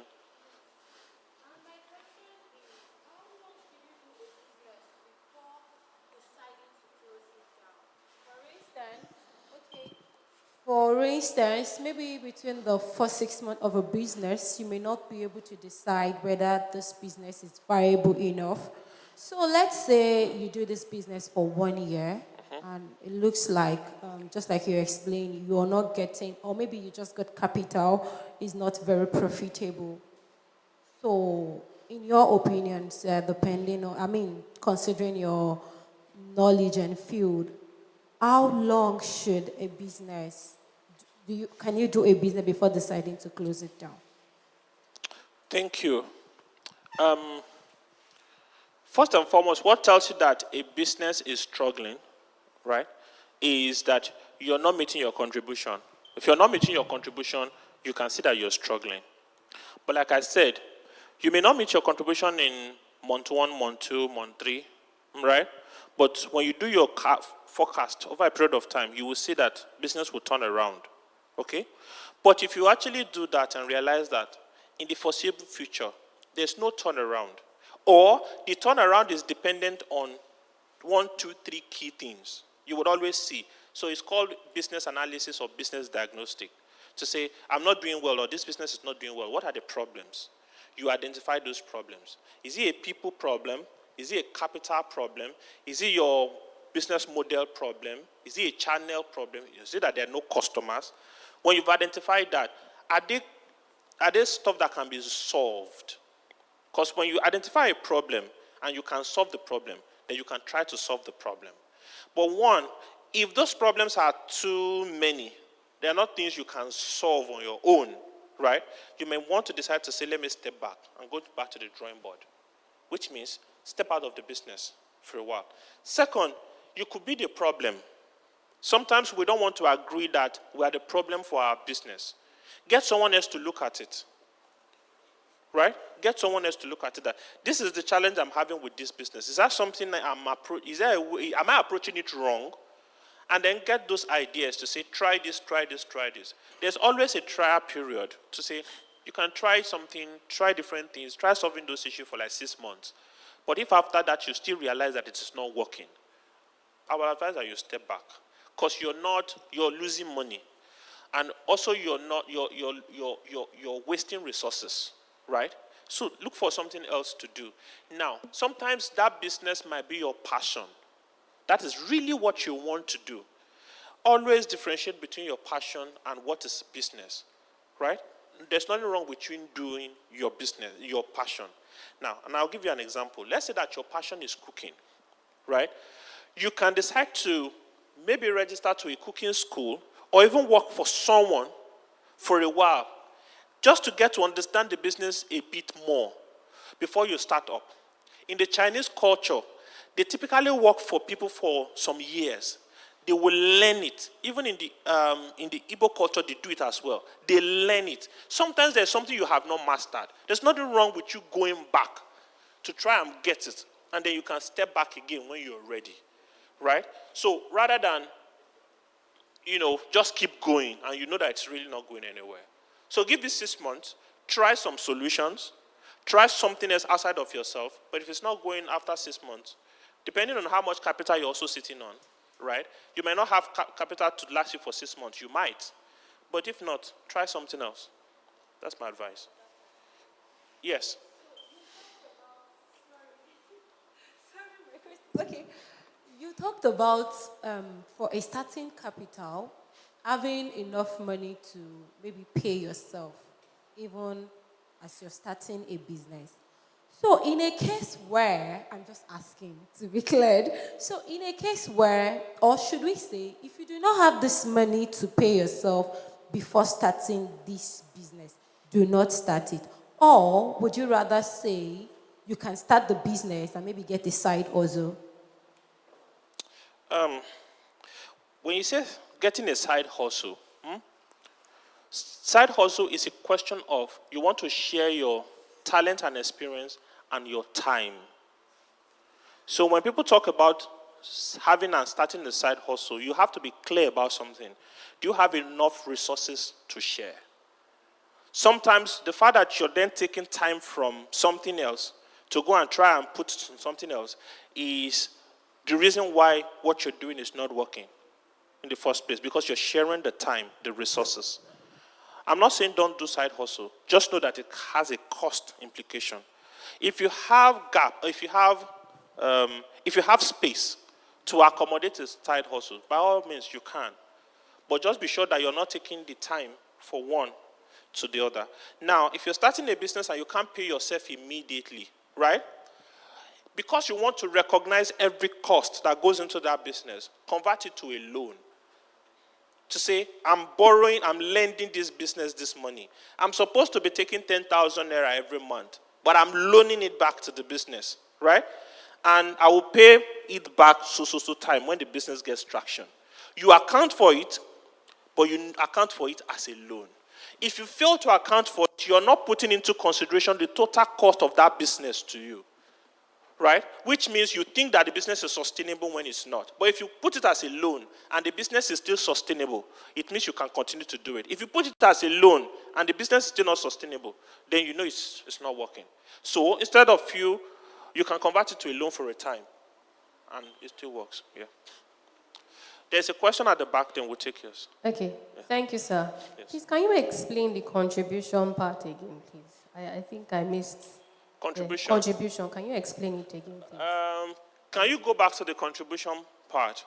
I'm giving you a simplified view. Now, when you take your revenue is all the money, all the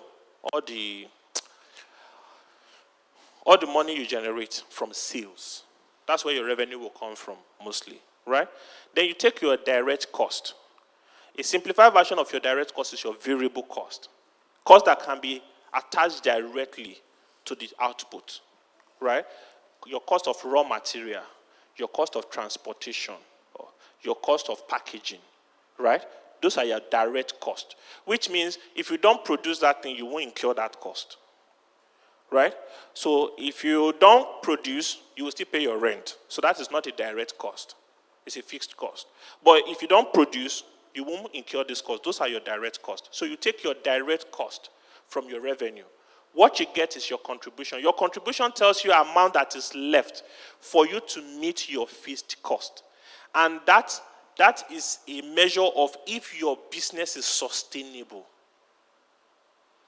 If your business is sustainable in the first place.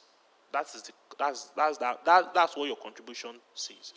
If your business is not sustainable, if that amount is negative, it means that the business is not sustainable ab initio, at the beginning. You don't even bother. Go back to your business model and try to rejig it.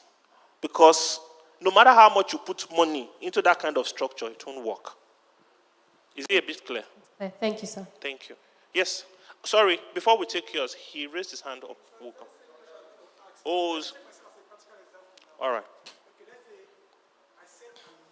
I sell materials, the profile, aluminum profile. I also fabricate to finish goods. So where do I draw my contribution from? You sell, right? And you also fabricate. Okay. Here's my advice. Right?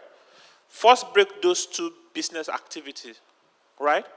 They are called cost driver. They are called technical things, but let's break it down. Break those two business activities separately, right? There is a different process for just selling aluminum. There's a different process for fabrication, right? They have different cost structure. So look at it individually. Is the fabrication structure, does it have a positive contribution? Does the sale have a positive contribution, right? Let both of them be positive first, before you combine them. If not, you'll be using one to carry the other. And what that means is that your fabrication might not be making money. It might be losing money for you, but you won't know because your sales is carrying it, right? So that is what you should do. But if both are positive, break it down. If they both are positive, then you can then aggregate and continue your calculation on an aggregator when you've added it up. But before you add it up, analyze each one first. That's what I would suggest. Yes, sir. Sorry. Under the cost. You have a question? All right.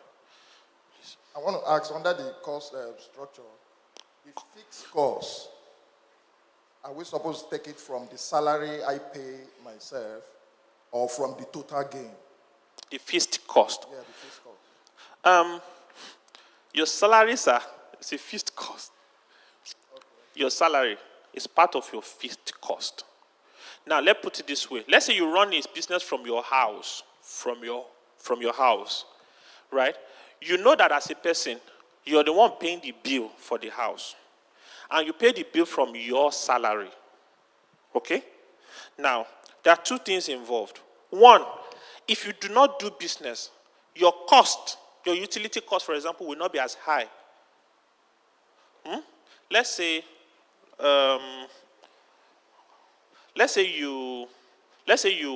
use food as an example. Let's say you cook and sell, right?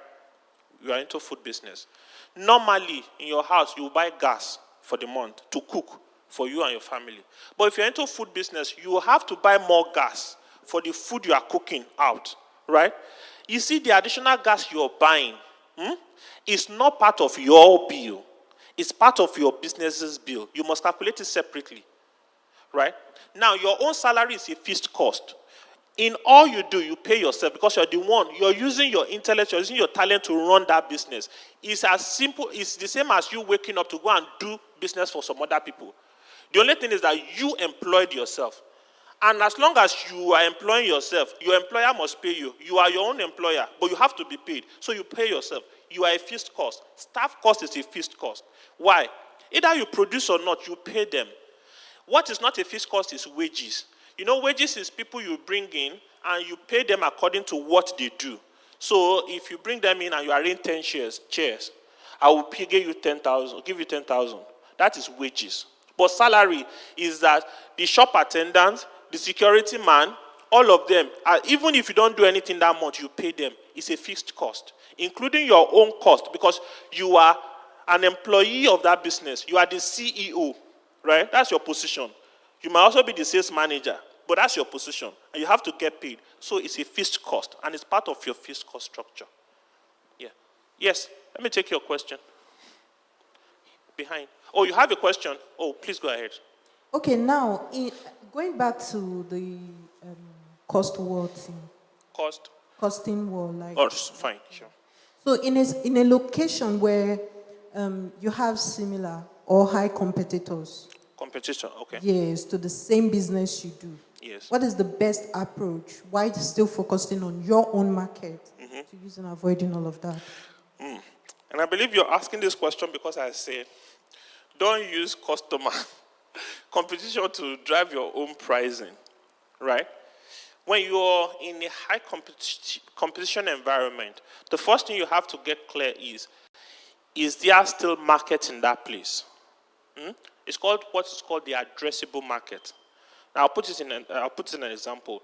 Let's say we have children that is the size of this hall. Let's say the size of this hall is 200.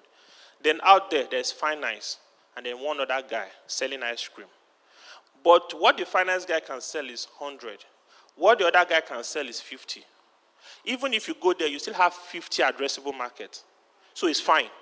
What it means is that even if you do your business the way they are doing it, you still make sales because there's still space for you to come in. The addressable market is still large, so you will still do well. You don't need to do anything extra, okay? Because what you're doing is that there is a market, there's still market in that place. What you're doing is you are serving that extra market that they are not serving. In that case, don't try to reduce costs, don't try to do anything extra. Just address your market, okay? That's one. But secondly, let's say that you already find yourself there. Maybe you are even number 2. Now number 3 and 4 have come. So they are competing against yourself. You are not necessarily the one competing against them. They then want to look at what is your competition? How do you want to compete? Sometimes to compete when you're small, and I'll use as an example. Let's say you are the small business there. There are other big businesses there. It's difficult. Why? Because those other businesses have more money, they have more resources to do whatever they want to do. So how do you compete? My advice is, don't try to compete from a cost point of view. Cost strategy is a strategy on its own. And for you to follow a cost strategy, you must have capital to drive that. But if you're a small business and you don't have a lot of capital, maybe your competitors have more capital than you, try to compete using service. Try to compete using other things from your business, right? It could be, a very good example would be service. When people go and look at the POS example, you will see POS beside an ATM machine. But people will still patronize the ATM machine, the POS, rather than the ATM. So what that means is that the service you're rendering, let people be able to come into that place and come to you because of service, not necessarily because of cost. And I'm saying this because sometimes we think that cost is the differentiating factor. In most cases, it is not. People value services. You know, sometimes when we say, no, you are too expensive, and you go somewhere else, and they show us shaggy, where we went to, we then remember that even though this person is not giving me a lower cost, but this person is giving me service, they will come back to you. And I'm saying it from example.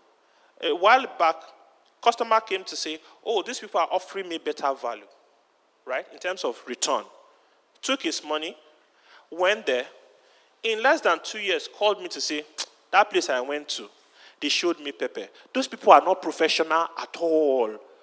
You see, he came back, brought his money back, not because I'm going to offer better, but you then see the difference between why I'm charging my own cost.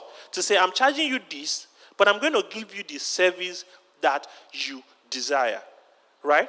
And if you look at most things around us that charge higher, look at fast food, for example. Some charge higher than some.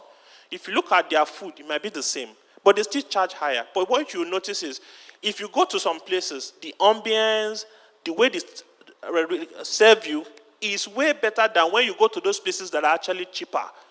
So, cost is a factor, but if you're a small business, you can't compete just with cost. You don't have what it takes to compete with cost. Compete with other things. You can start with service or try to offer a differentiated product, sort of. That's my advice. Yes, okay, let's take him first. Okay, sir. Yes. My question is based on talking on negotiation. Your Negotiation. negotiation, all right. Assuming I have a client whereby we are talking on business and negotiation comes in. Negotiation comes in. Maybe I'm supposed to offer a service for 50,000 naira.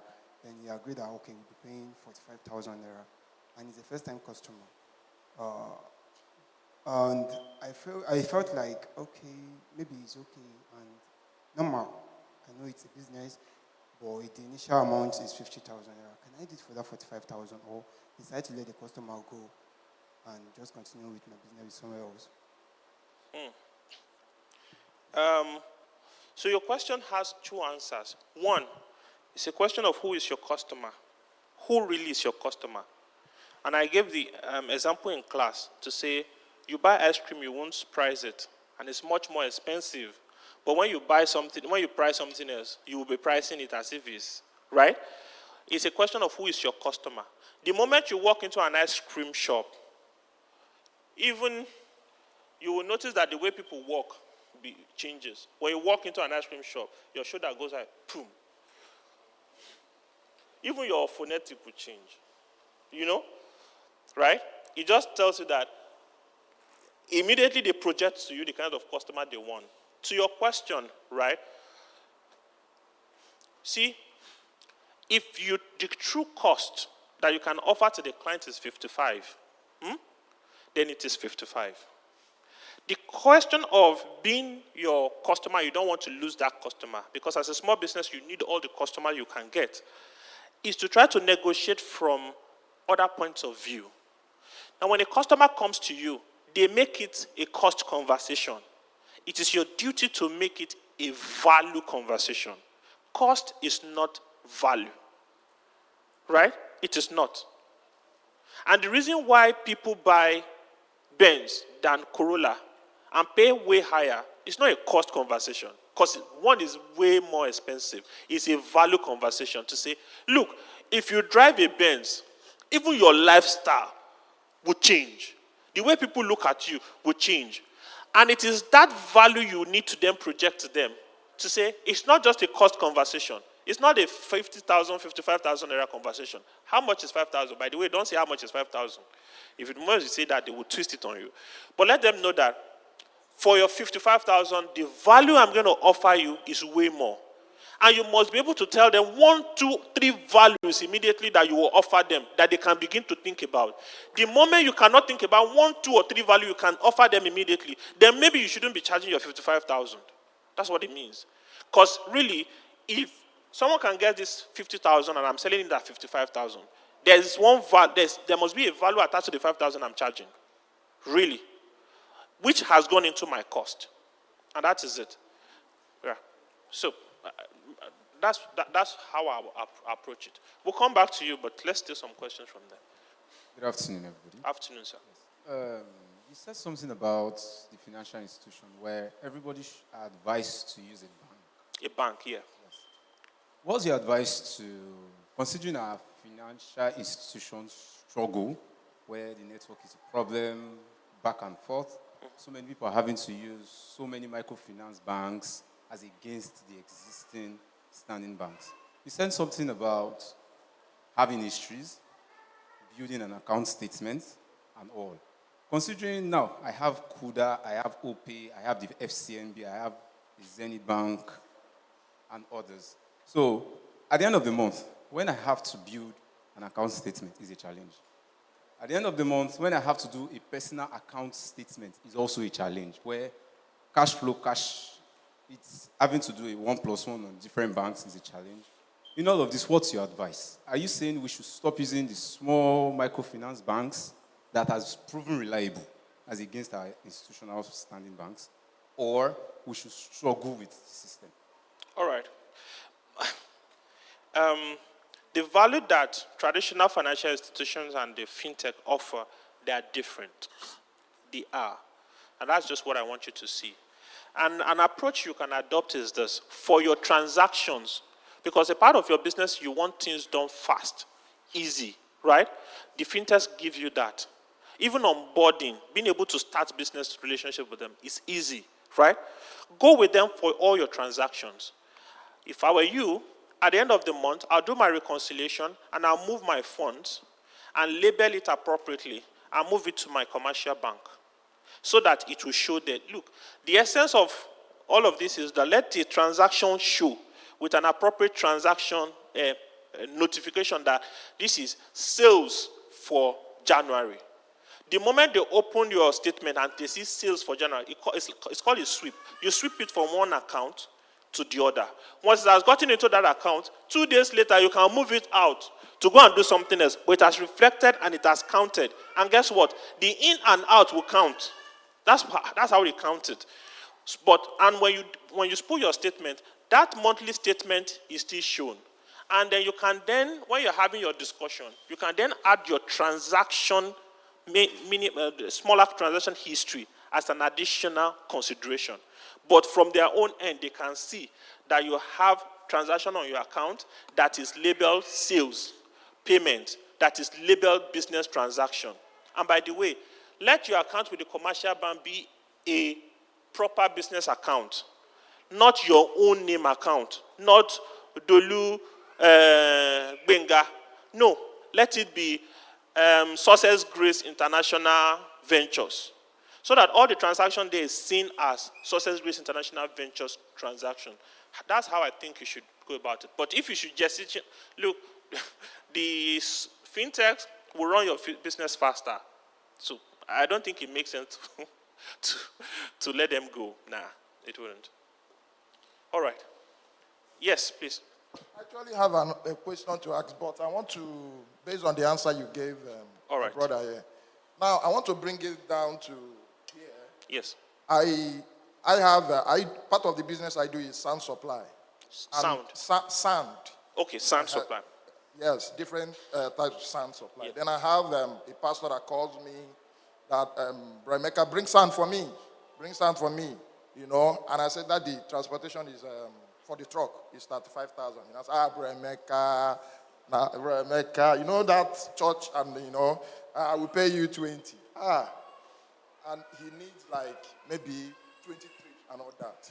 Now, you've given us answer to give to customers in terms of value and, you know, please, what answer can I give my pastor and brethren in the church? What answer? Because when you start speaking value and all those things, they want, you know, you'll be hearing Bremeka now, Bremeka now. You know? All right.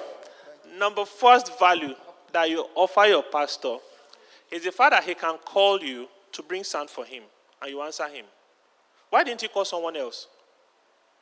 You're there. He has been assured of your being able to deliver, even at short notice. That is a value. Let people go and try people they will call for days to supply them something. If you're working on a site and they need the sand to continue the work they are doing, will you want to start calling someone who will tell you that I've been booked for 1 week? But he knows if he calls you, you will go the extra mile to deliver. That is value. There's a reason why he called you. Simple. There are other people who can deliver sand, but he called you for a reason. Why? It's not because he's your pastor. It's because he's sure that if I call Bro Emeka, he will do all it takes to get that sand to my site. Right? That is one. Secondly, if you tell him that transportation is so amount, how much really is transportation? If transportation is really 35,000, if he calls 10 people, they will tell him 35,000 or more. That's the truth.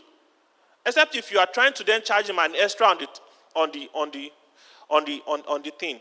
And in this case, if you get a customer that you really want to work with, but he's trying to price you inappropriately, do the cost plus for them. To say, the cost of dealing this transaction, cost-wise, is 20,000. My own is 5,000. Out of that, my own that is 5,000, I'll give you a discount of 1,000. give me 4,000, cost plus. You know that if you do that 24,000, you're fine. You will get your own 4,000. The rest is cost. Let him call anybody else. Because if he calls everybody else, the cost will remain the same. Their margin will be higher than yours because you've given him a discount. They will be. Except sometimes you have overcharged the customer, right? And then you're trying to maintain your margin for that customer because you've charged the customer 35,000 and they are able to get it somewhere at 28. You are not trying to that's when that conversation would be difficult for you. The other thing you also need to consider is this. Let's say that, this is a customer that you really want to do business with. Tell them, look, I'm giving you this discount of 1,000, right? Because it is you. And because you have given me business before, right? Tie it to something. Tie it to something. So that the next time they are coming, they will know if to expect that discount or not. Let them know that this thing is 35. The fact that I did it for you at 34, 33 is because I gave you a discount for something. So the next time you're coming, don't come to me that last time you did it for 33. No, it was 35. I only gave you a discount. So it is 35 now. And look, when they try to turn the conversation on you, turn it back to them. If they decide to take that business and take you somewhere else, this person is your pastor. So would you rather want somebody else to succeed than me? If I succeed, is it not your blessing? Is it not to your benefit that my son in the Lord is prospering? If I become Emeka and sons all over the world today, is it not to your benefit, Daddy? And then you add some respectable, Daddy, you know these things now. You know how to solve. Come on, it will work. Don't worry. But again, the question has to always be about value when you're negotiating. If you allow customer to make it about cost, you will shortchange yourself. And don't be scared to walk away from business if it really doesn't work for you. The truth is, people will go to other places and they will come back. Until people have tried other places, they will not see the value you offer them. The fact that they can easily call you and you will supply, they don't know that it's a value. Let them try calling someone else who will delay them for 2 weeks. Have you seen the truck? It's in sight now. And they go there and there's no truck. Until they face such, they will not know the value of being able to rely on you. Reliability is a value you offer. And you can monetize it. The fact that you can call me and I can deliver is a value. Yeah. All right. You have a question? Okay. Please, just because of time. After him, is there any other question? Or you have two? All right. So 3 more questions. Under your slide, sustaining your business. Sustaining your business, yes. Business. You talked about insulating a portion of your and all that and all that. And you gave an example. You have 100 million, you want to use it to bring goods and use all the 100 million something out there. If you have made a mistake of using the 100 million to buy the goods and no risk, nothing happened. The good itself that is worth 100 million is inside one warehouse. What do I do? Do I divide the goods and put some in my house and some in the warehouse? You remember you gave an example of the shop getting burnt and all that. Now it's not cash. It's not goods. Well, if it's goods, you have to treat it as goods. The best way to treat a good is to keep it in a warehouse that is secured and insured. Right? They say that where your treasure is, your heart will be. So when you know that my 100 million, the whole of my business is inside this warehouse, you have to proactively take every step to protect it there for the period it is there. That's the truth. And it don't mean that you ensure that there is enough security, ensure that it is insured. And if you do those 2 things, you're fine. Until you're able to sell. When you're able to sell and convert some to cash, you can then take the cash and put it in a bank. My advice is don't consolidate all your assets in your business in one place per time because of risk. And also you know that if your business runs into a problem, you will need cash immediately to start doing some things. So you need to be able to have some in the bank where you can easily draw cash from to begin to do your movements and all of that. So you actually need a portion of your business in cash that you can access. It's critical. It's a it's a risk management measure for your business, actually. Yeah. All right. Okay, sir, you mentioned about MVP. And I want to ask, this MVP, does it cut across every business? Any business, yes. Okay. Minimum viable product, Okay. which is the minimum. And an example would be, even though you have a food business and you can cook edikaikon, fried rice, or whatever, your minimum viable product can be cupcake. And it's important because you have to get something small that you have done, that you can show people that I made this. When you give someone cupcake and say, I make cupcakes, and they try and say it's nice, say, I also make fried rice and this and this. So your cupcake is your minimum viable product. It's different from meeting someone and say, I can cook any type of food you have. It's a different conversation when you actually give somebody something to try.